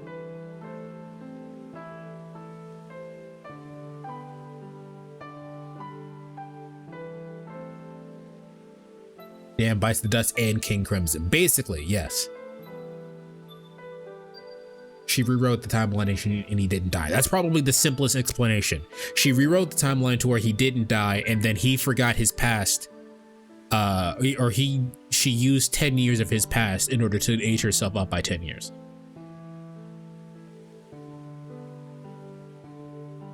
We took him from a timeline where he didn't fight the werewolf yet, or at all. I think both of those explanations work, but that's the way that I understand that.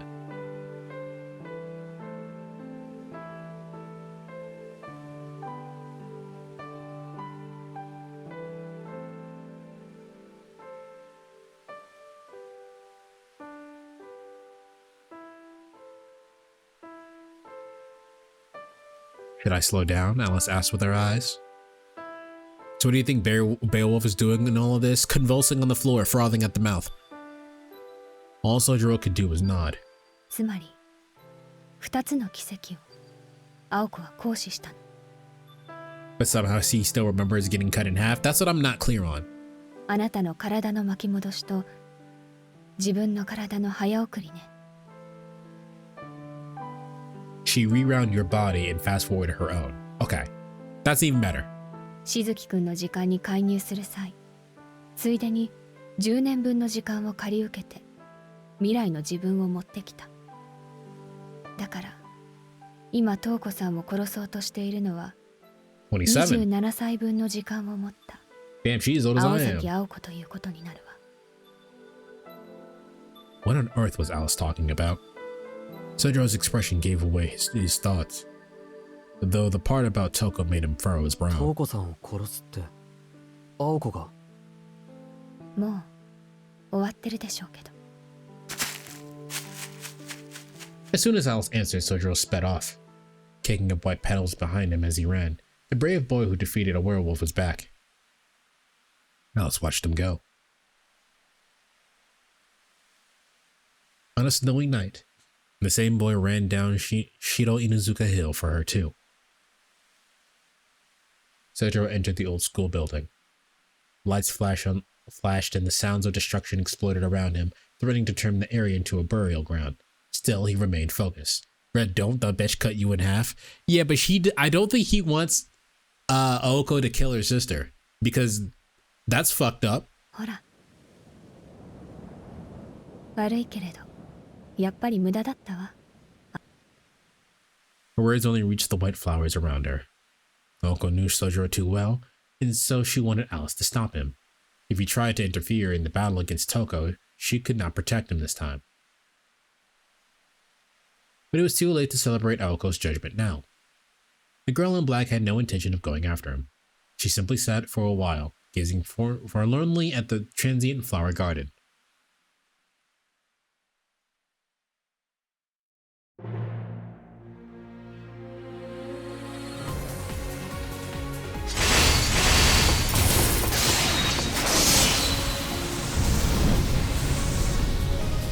The storm of magic bullets struck down a hail of lightning blades. A mage's workshop was their home base and last line of defense. It featured an abundance of defensive spells designed to cut down brazen challengers and thieves. The old school building was no exception, painstakingly rigged by the puppet master and rune mage Toko Azaki. A reflection of her bizarre obsessions, the workshop was set to indiscriminately destroy any intruders.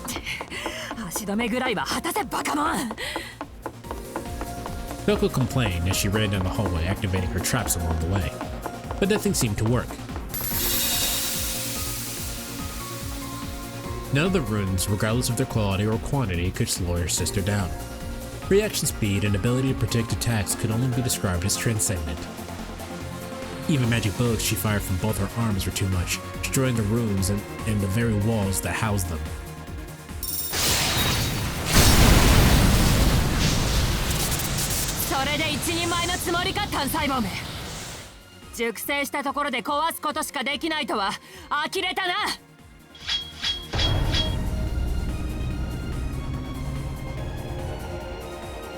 As she spat out her words, the ceiling opened, increasing the pressure from the runes. Invisible walls popped up in the hallways. Aoko stopped and swung her right leg upward.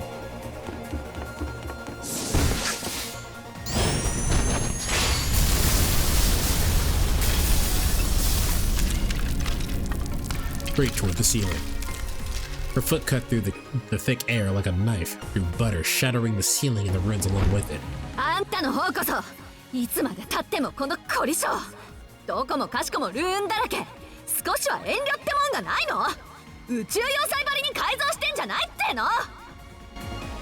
みんなの思い出の校舎なんだから、もっと大切に扱いなさいよね。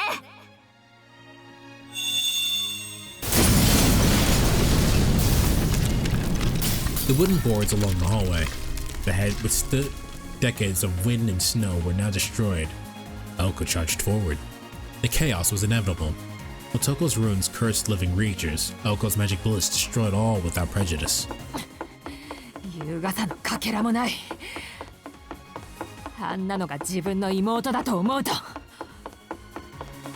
Toko would do anything to change her blood, but there were more pressing matters at hand.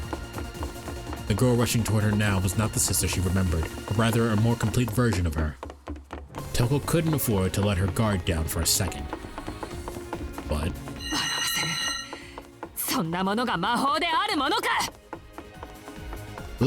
okay, this is a non secular. Has anyone seen the anime Katekyo Hitman Reborn? I don't normally I try my best not to go off on tangents when we're doing visual novels, but just hear me out. Has anyone seen that anime? Rocket Pal, doesn't this kind of remind you of when the little cow guy, they used like the time travel thing on him twice, and they brought up the 27 or the 21-year-old version of him, and that motherfucker was cold as hell? That's what this reminds me of.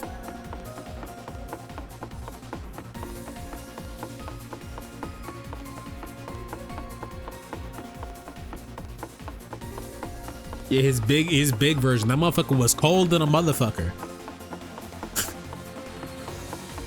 Localized time travel. Toko didn't believe that there was the true nature of Aozaki's magic. He's still a whiny motherfucker though. He's like one. Allow him. Aoko's transformation had to be a mere byproduct of true magic. She couldn't make heads or tails out of its depths even with Aoko having achieved it. At the very least, it was not so simple a miracle. After all, the concept of time travel was already made possible through the second magic.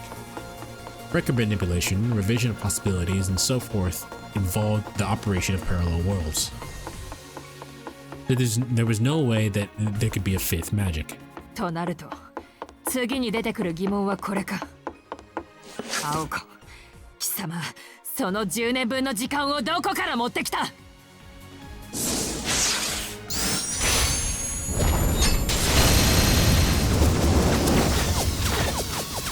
のボンクラからよ。悪い。後で返すんだから、あんたに非難される覚えはありませんけど。 That made sense.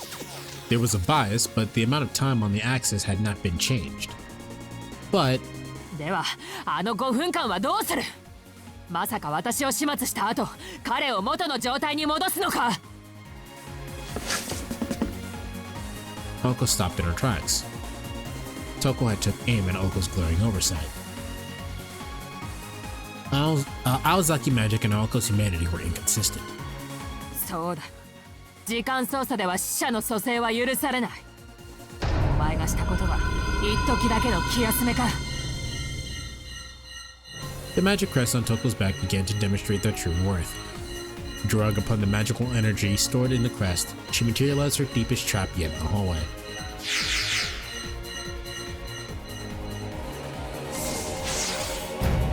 あるいはより罪深い暴虐ということだ。 Blue rune stones appeared. Their scale and level of magical energy were widely different from the other runes. Created by Toko herself at the Mages Association, they were replicas of the one of the lost primordial runes created by a Nordic giant. The three thin crystalline lenses amplified her carved runes tens of millions of times.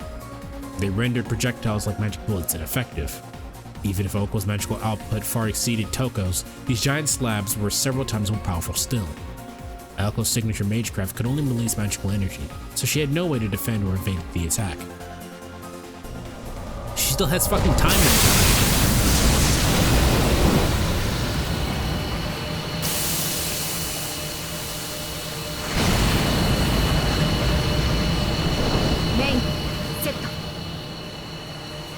Pushing herself on, Aoko took a deep breath of resolve. Instead of defending or dodging, she went low and charged into the rune storm.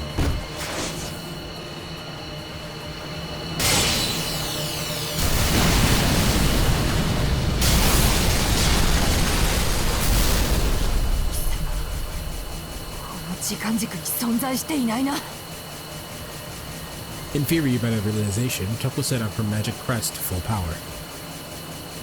Through a repeated second-long burst of time travel, Aoko was able to avoid runes completely. Yeah, she's literally abusing time stop.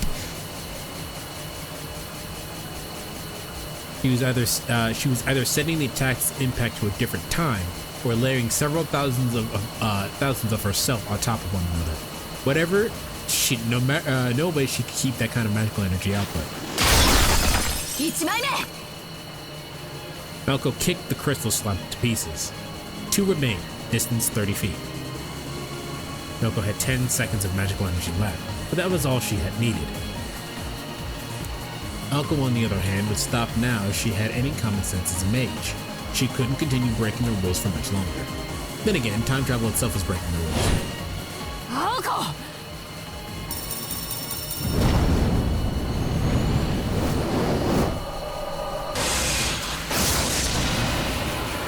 Once again, Aoko used the same technique. Toko's suspicion turned into white-hot hatred. It looks like she's displacing herself from the current present. The way that was explained is that she is consistently jumping into a time plane in which she's not getting hit. So it's basically like an autocorrect. She couldn't care less about her time travel formula. It was the amount of magical energy she had. Where was she pulling the energy necessary to jump through time for so long?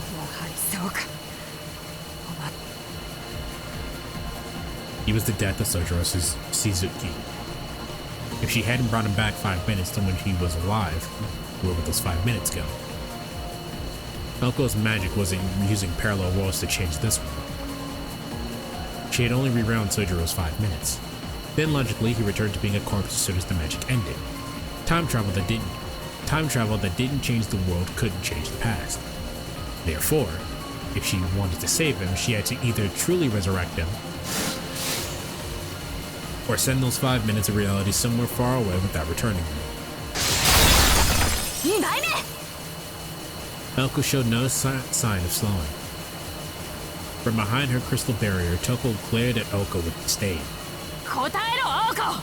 貴様、彼の時間をどこにやった。そこにあった熱量の帳尻をどうやって合わせている。そんなの知るか。あいつの時間なら遥かな未来に置いてきたわよ。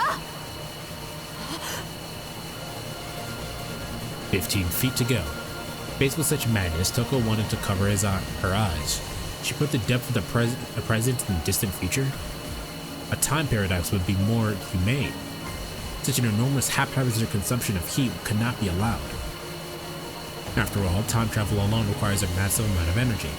Magical energy was required to bring things from somewhere else. At the same time, losing someone that exists here consumed an incredible amount of energy. And what about the magical energy used for cooling? If either fell out of equilibrium, it would mean total chaos. The distortion caused by her magic would come to affect this entire sector of space. バカ、ここに極まったな。 So he's randomly going to get cut in half in the future? She said distant future, so 人類の行く末に待つデッドエンドにさらなる負債を押し付ける気か。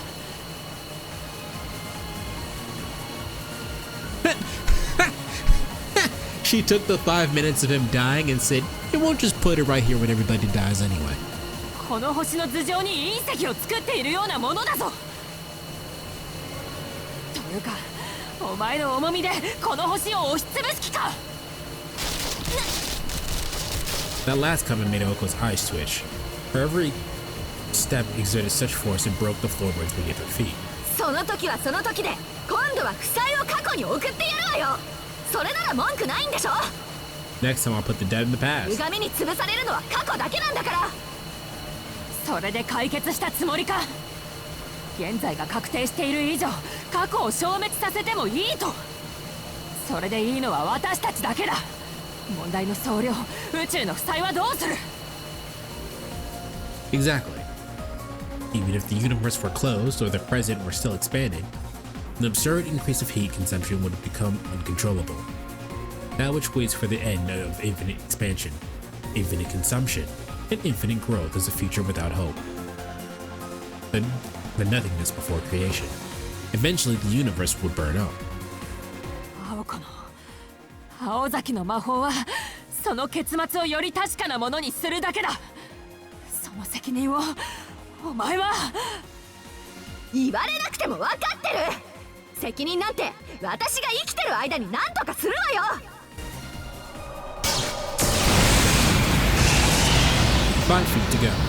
The rune blast, now carrying all of Toko's hatred, focused into a scorching hot laser beam.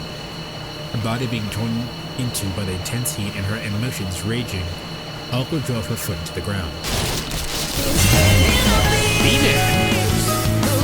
System says Manus Good has rated the channel with 3 viewers. Sorry, I don't really know what to say. Shut up, B-Man. Or Pixie. B-Man's great. B-Man! Long time no see. I mean, you probably see me.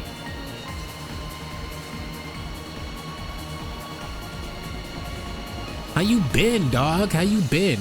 Can we get a shout out for B-Man, please?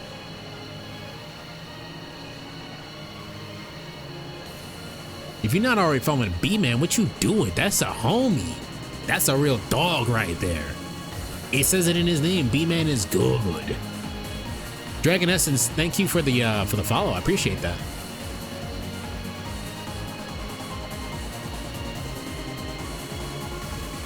Hey man, we miss you over here, dog, bro. We miss you over here, son.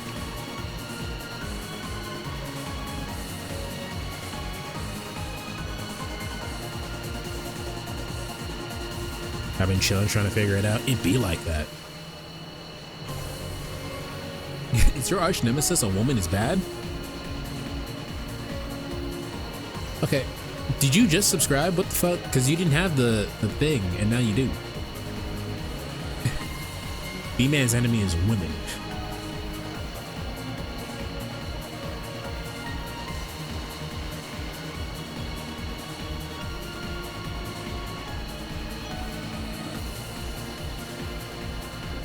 Well, from B-Man's side, I'm the Infinite Dragon. That is my homie.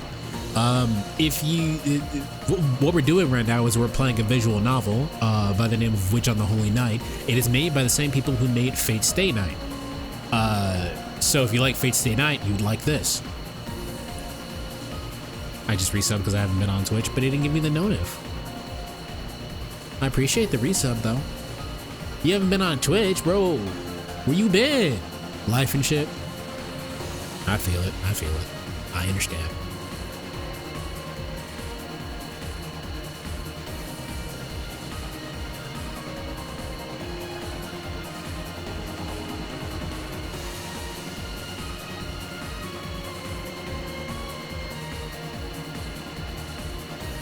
I like how the sister's asking all these questions like she's the reason why this is happening. Yeah, no, like she's asking all these questions like she wasn't literally fighting to get this power.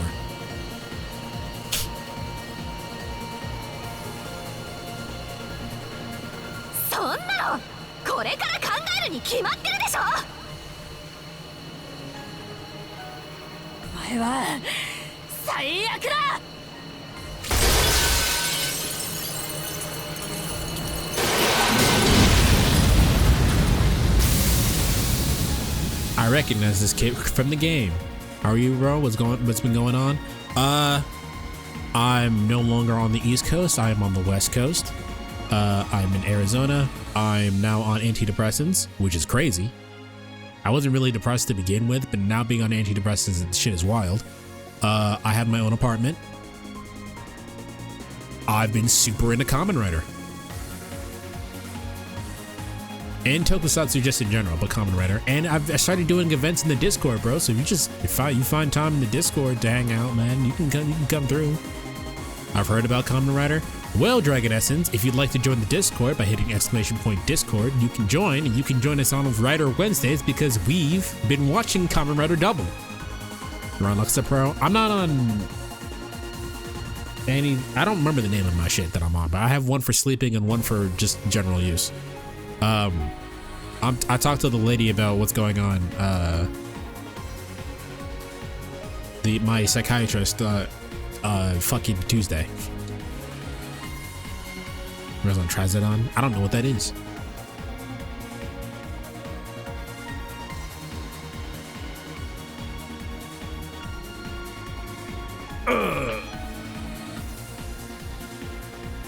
This shit is called Mirtazapine and sertraline. I don't know what the fuck those are though.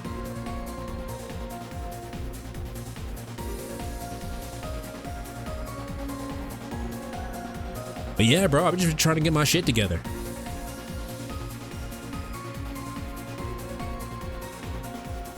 Zoloft and Mirtazapine? Okay. I don't know what that is.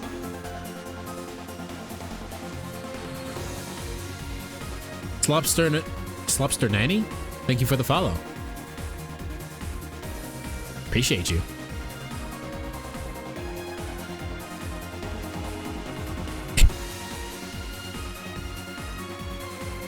I'm glad you guys are liking anime GTA. I don't know. I don't really fuck with GTA like that. So I don't know if anime GTA would be better. However, I will be fucking with that Avatar fighting game when that shit drops. I am all over that. I already have it pre-ordered. Ledger free for your mom. Thank you. I appreciate that, man. She's been a lot easier to deal with now that I don't live with her. Hopefully I can keep it that way. The job I currently have.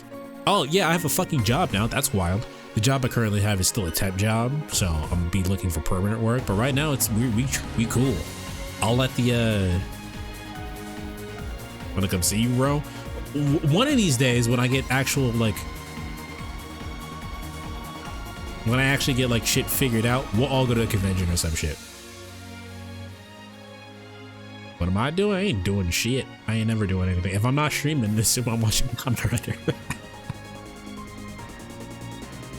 Oh yeah, you didn't even see anything about the roommates. Like I said, if you're not in the Discord, you're not seeing everything that's going on.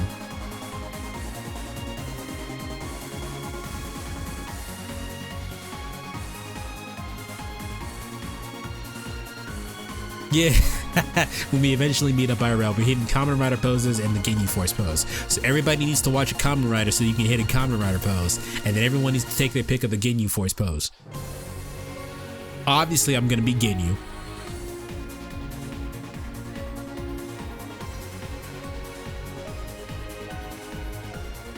I'm in there, but I admittedly have not been keeping up. I know you haven't been keeping up. That's why I mentioned it. Turn your notice back on, bro. We miss you. Hang out with the boys. Rocket Power needs to start working so much and hang out with us too. Don't think I don't see you lurking in the background, bro.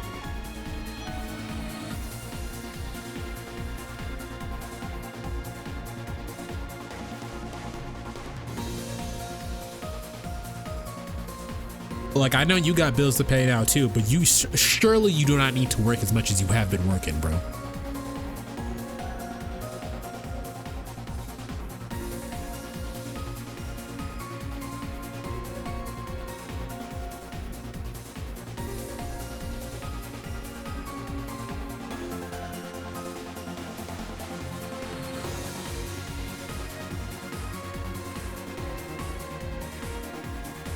All right, let's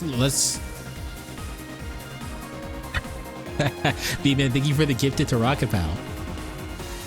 He don't need it though. We know he got money because he working all of that. Damn, B-Man.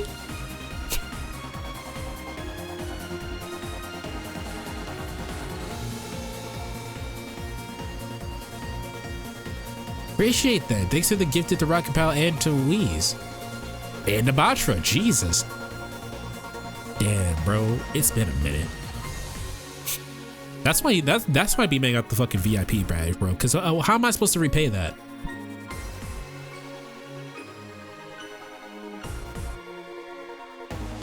I appreciate you, dog. Everybody thank B-Man for being here, dog. Matter of fact, just for you, B-Man. Let me see. Okay, we just go get that real quick. Hold on.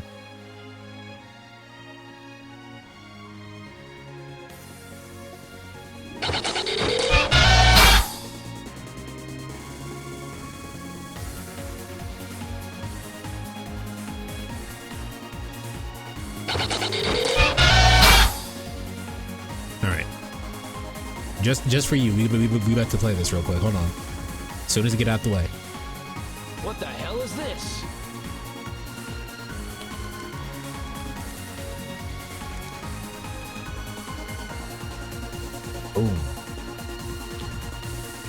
Oh, nice little pair.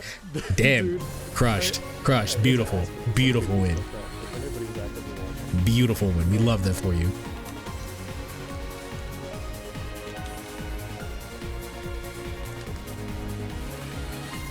He's wearing a pylon? No, he's wearing a crab in a traffic cone. Dude, people who don't play fighting games don't know why that was sick as fuck, bro. The low parry call out is insane. That shit was clean.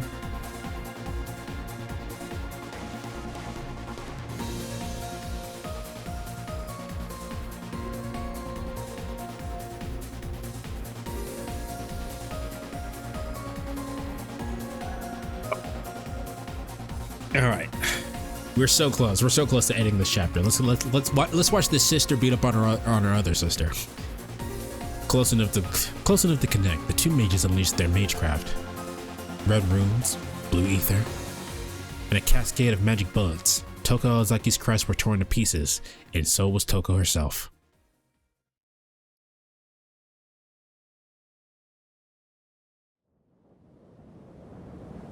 You know damn well the comments are gonna be bitching about us interrupting the story and we don't give a shit. Nobody watches this. Ain't nobody watching right now, and if you are, hit the like button. Like, I don't think you guys understand that when I do streams, I'm doing them for me. Literally nobody gives a shit about what's going on right now except for me. I'm doing this for me. That's why I appreciate y'all being here, because I'm really am being selfish playing all these games and shit. That's why I appreciate y'all hanging out with me, because I'm literally doing it just because I want to. It wouldn't matter to me if nobody was here or if you guys are here, but regardless of that, I appreciate that you guys are here. because you guys don't have to be. You guys do not have to be here. It is your choice to be here, and I appreciate that you decided you wanted to spend your time with me. I'm just an asshole in a fucking living room. I don't even have a proper room. It was just as Alice said. By the time Sojiro arrived, it was already over.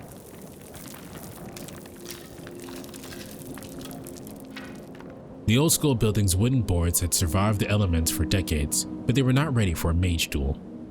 The entrance door hung off its hinges. The floorboards groaned. The stairs were ready to collapse underfoot. Toko's escape and Uncle's pursuit had left a trail of destruction leading all the way to the second floor. The chaos continued to the end of the hallway by the stairs to the third floor. Living in the living room is not that bad. Like, I have a nice curtain. I have a room divider. I mean, I am sleeping on like a futon, like a literal floor mattress, but that's what I wanted. I wanted the floor mattress. It's really nice. I actually quite enjoy it. There's gonna be one hell of a sight when a window breaks over. Yeah, their whole entire shit's fucked up. Toko sat in a heap with her back against the wall. Despite her injuries, she kept her eyes firmly on Aoko.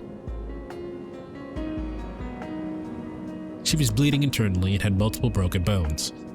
She would not be moving anytime soon. Possibly damaged by Oko's flying kick, her mystic eyes had ruptured from within, closing them indefinitely. Jesus! Despite her battered and broken body, she was breathing steadily, a testament to her stubbornness. Before her stood Aoko, staring down at her, uninjured. 屋上までは持つと思っていたんだが。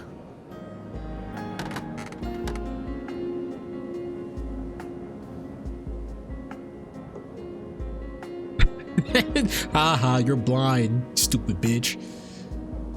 Toko was not trying to be facetious. She sounded genuinely disappointed. Aoko responded with a cold glare. Her azure eyes had not changed one bit. They were callous as ever, yet undeniably beautiful. From where she stood, Aoko held her hand out toward Toko. Like a hunter about to put out a wounded prey reading is hard. Like a hunter about to put a wounded prey out of its misery. The victor was decided. The mage came to steal land and got a death sentence for her trouble. The silence was disquieting. Moonlight peered through the demolishing ceiling, illuminating the two sisters with its stare. The utterly mad sibling squabble was over. Now the fireworks were finished, and the cold wind had returned to claim the old school building. Uncle's voice cut through the silence. Toko thought for a moment, before lightly patting her coat pocket. Nothing. She frowned. 最後に一服と思ったが、あいにくお前を待っている間に吸い切ってしまってね。日本のタバコはうますぎていけない。Malco gave a small nod. なかなか常人には真似できない遺言だったわ。待て待て。いくら私でも遺言まで謎かけをする気はないよ。Toko's voice was laden with sarcasm, but no hostility or hatred. Perhaps her vendetta was not directed at Aoko herself, but rather a product of two sisters born into a mage family. 青崎の魔法が時間旅行に端を発するものとは思わなかった。まだ事情がありそうだが、当事者ではない私には何ともね。ゴンプにはわからない悩みだ。せいぜい大事に付き合っていけばいいさ。しかし10年経ってもそれでは先が思いやられる。アリスは何をしていたんだか。アリスにしてはよく付き合ってくれた方よ。魔術師としてはいつまでも半人前っていうのが彼女の結論。けどまあそうね。GG's, relax for a second. You ready for round 2? あの狼とならいい勝負をしたんじゃない？あれはダメだ。敗北を知ってしまった。もう半人前に値で勝っていようが、魔法の前には特異性を見失うだろう。ところで青子、お前の魔法とやらは手段か、それとも結果か。 Both and neither. Toko wanted to know if it came before or came after. Did Oko need magic to get her where she needed to go? Or did she obtain magic as a result of reaching that place? あとよ、私は扉の前で尻尾を巻いたからジジイの思惑なんて知らないけど。第一魔法と同じ経緯か。ますます業が深い。第2から第4はその場所へ到達するために生み出されたものと聞く。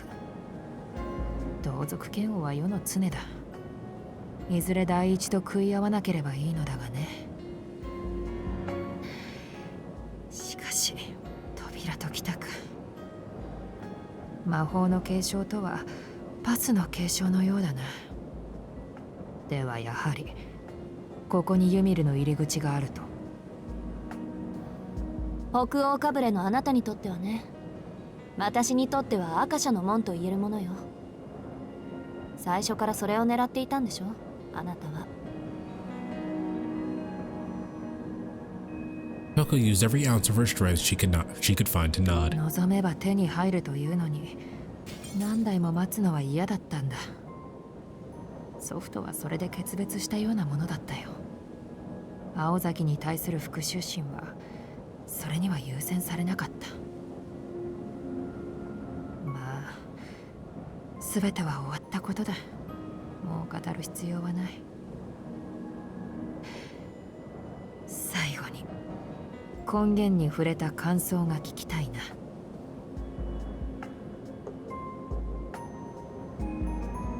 Toko spoke after taking a deep breath.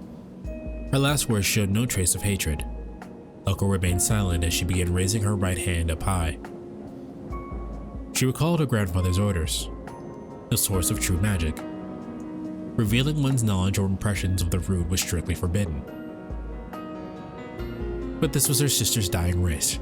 Maybe it would be okay? The conversation would end the moment she brought her arm down. Then this rotting shed of a building would become her sibling's tomb. What harm could it do? It's not like she planned to follow her grandfather's rules anyway. 白状するとね、姉さん。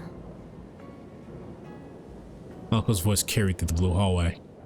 正直、全然わからなかったわ。Malko gave a blunt reply and brought her arm down like a bolt of lightning. Or at least she tried to. Her arm wouldn't listen to her. It wouldn't budge. 何のつもり？ Cursing Alice, Elko spat her question out with venom. Sojiro materialized from behind, taking hold of her raised arm. Though unable to express it, Toko was shocked to see him too. で、話して。 Without looking at him, or even at her restrained hand, Elko spoke sternly, her eyes forward. Come to think of it, at the amusement park, he appeared out of nowhere to protect her from the puppet. 聞こえなかった。二度はないわよ。She was not bluffing. If he interfered, he would have given no mercy. I've decided to let you live. He would go against that promise, but he should know better. Even so, he remained his grip on her arm. いい加減に。 As Oko turned around, the word told caught in her throat. She immediately regretted looking at him. She saw herself in his expression. Mournful sadness, judgmental anger. His conflicting emotions spoke to her of her own internal struggle. Voicelessly, quietly, without volition, rested gray eyes questioned a deep scent. 言いたいことがあるならはっきり口にしなさい。それができないなら消えて。 Sojiro gently released Oko's arms as she maintained her resolve. They locked eyes, neither friend nor foe. Their bitterness clashed without words. And then suddenly, 人殺しはいけないことだ。 Sojiro stated in that matter-of-fact way of his which had become all too familiar. Jesus. His words were empty trite even. And yet, given her current state, they reached her. Although she would soon forget the fragments of Sojiro's memories, they made her painfully aware of how she felt. Still, he could not agree with her. It would come back to bite her. If she let Toko go now, her sister would come back for her again. She had already made 2 attempts on her life. Aoko did not have it in her to forgive her sister for what she had done. Above all, just as Toko said, if Aoko did not change, she would be a novice forever. She had not even won her first mage battle yet, and she knew putting down a blood relative would require even more conviction. Nevertheless, his words echoed over and over in her heart. Murder is wrong. Such a childish phrase, but the earnestness with which it was said, it was enough to make her sick. Resisting, Aoko glowered at Sojiro. だから、殺されたくせに、その相手までかばうっていうの、あんたは。元気になったら懲りずにやってくる殺人鬼が相手でも、見逃してやれっていうの？まさか、そこまで言ったら聖者だ。But he probably would still let her go. He did not think that Toko would change. He also did not care to rationalize her actions based on her life. He was simply thankful that this person before him was still alive. He seemed pretty damn saintly to me. That was what had made Aoko so angry. His overwhelming innocence and self-righteousness enraged her, like the Hall of Mirrors was happening all over again. The only difference was now she knew why he was acting like this. It was because she had taken a part of him. He took a step forward, passing her by, saying words he knew he should not. 仕返しなら殺された人間がやるのが筋だろう。君を止められないのは分かってる。だから青崎がやるぐらいなら俺がやる。It was difficult to discern who was more pathetic in all of this. Toko had been staring at them. Sorry, my fucking sinus is closed up. Give me 1 second.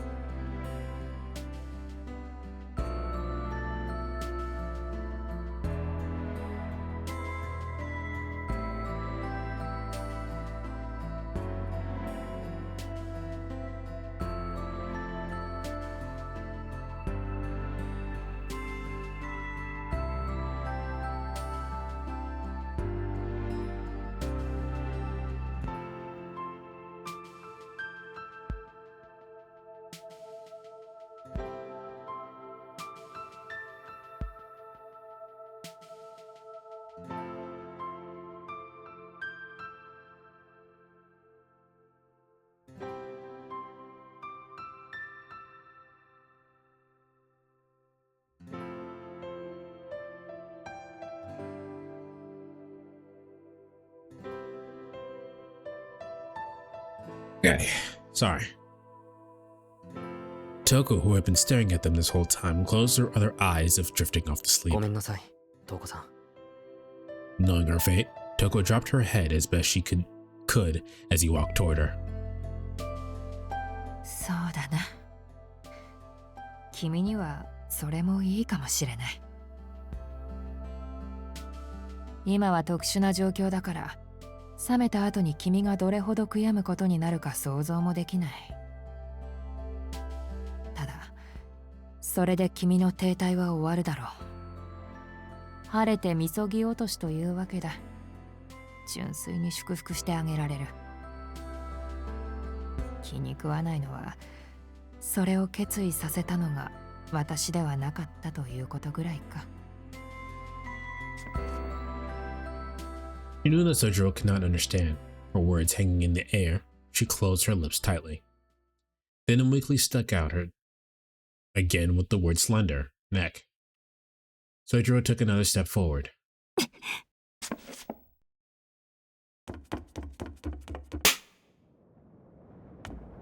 Before she could do anything, Aoko moved.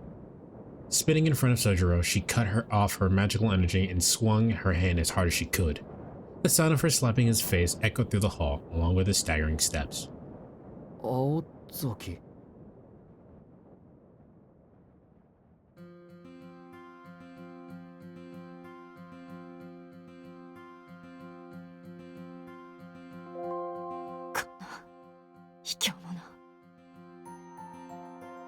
Tears of anger welling in her eyes, Aoko turned her back to Sojiro, sulking as though she would kill him as soon as she looked at him 他 again. 人の記憶を取り込んだ代償か。引きずられたな、青子。そうよ。自分の意志を人に曲げられるのがこんなに悔しいなんて知らなかった。That was about all Aoko could mutter in response. The corners of Toko's lips curled into a grin. 何がおかしいのよ、あなた。いや、お前にも人並みの情けがあるとは思っていなくてね。バカ呼ばわりは訂正しておくよ。他人の理想を背負うのに怯えるなんて、10年経っても可愛いじゃないか。あんたね。そう睨むな。今のは心からの賛辞だ。で、私をどうする？彼に殺させるか、それとも見逃すか？仕方ないでしょ。あなたの言う通り、これが何よりの代償だったんだから。Aoko said begrudgingly, shooting Sojiro a sideways glance. He seemed to have recovered from the slap, and his usual absent-minded look had returned.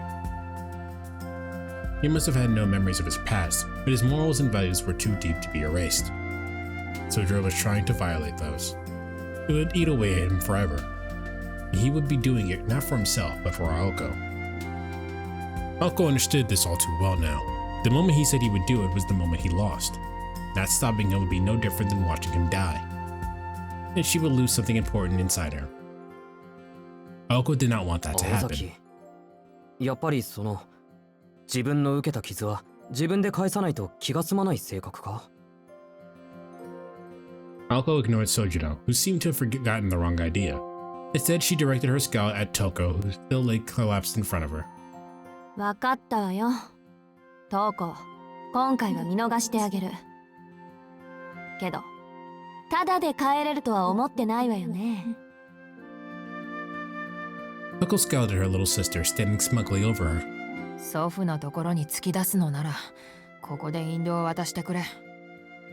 まさか、私もあの人には会いたくないもの。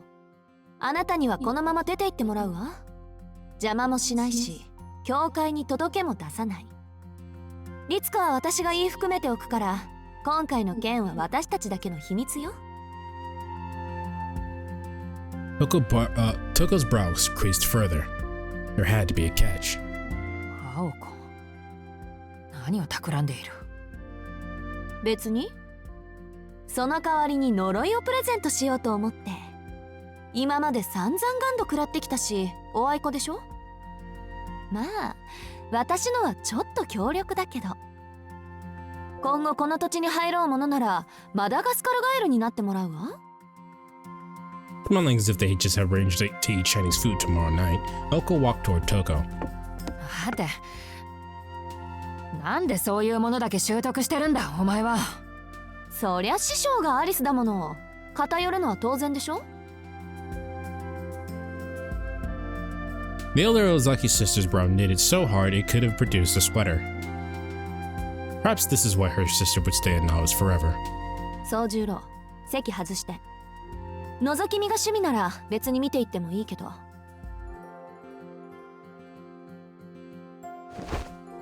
As she spoke, she began removing her sister's overcoat.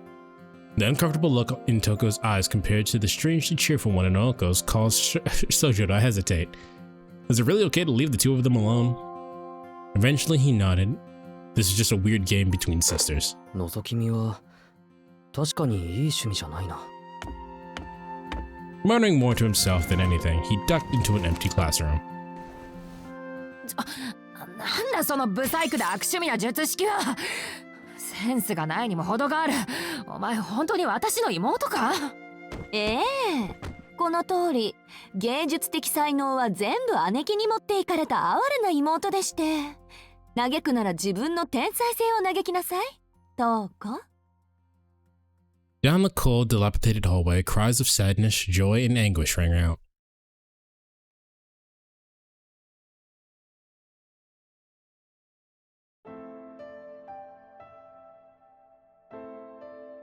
I'm tired, boss.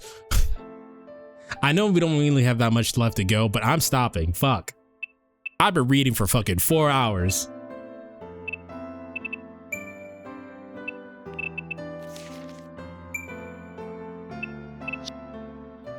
Alright, chat.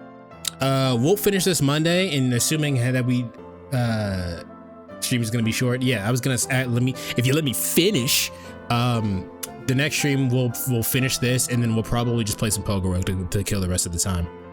So, but yeah, thanks for hanging out with me. I'm not rating out to anybody because I want to stop talking. So, if you're watching this on YouTube, hit the like button, subscribe. Thank you so much to Pudgy and B-Man for the raids. Again, B-Man, thank you so much for the gifteds. I appreciate you. Thank you for bringing the community over here. And I'll see you guys tomorrow for Anime Club. Everyone have a great night and take care. Later.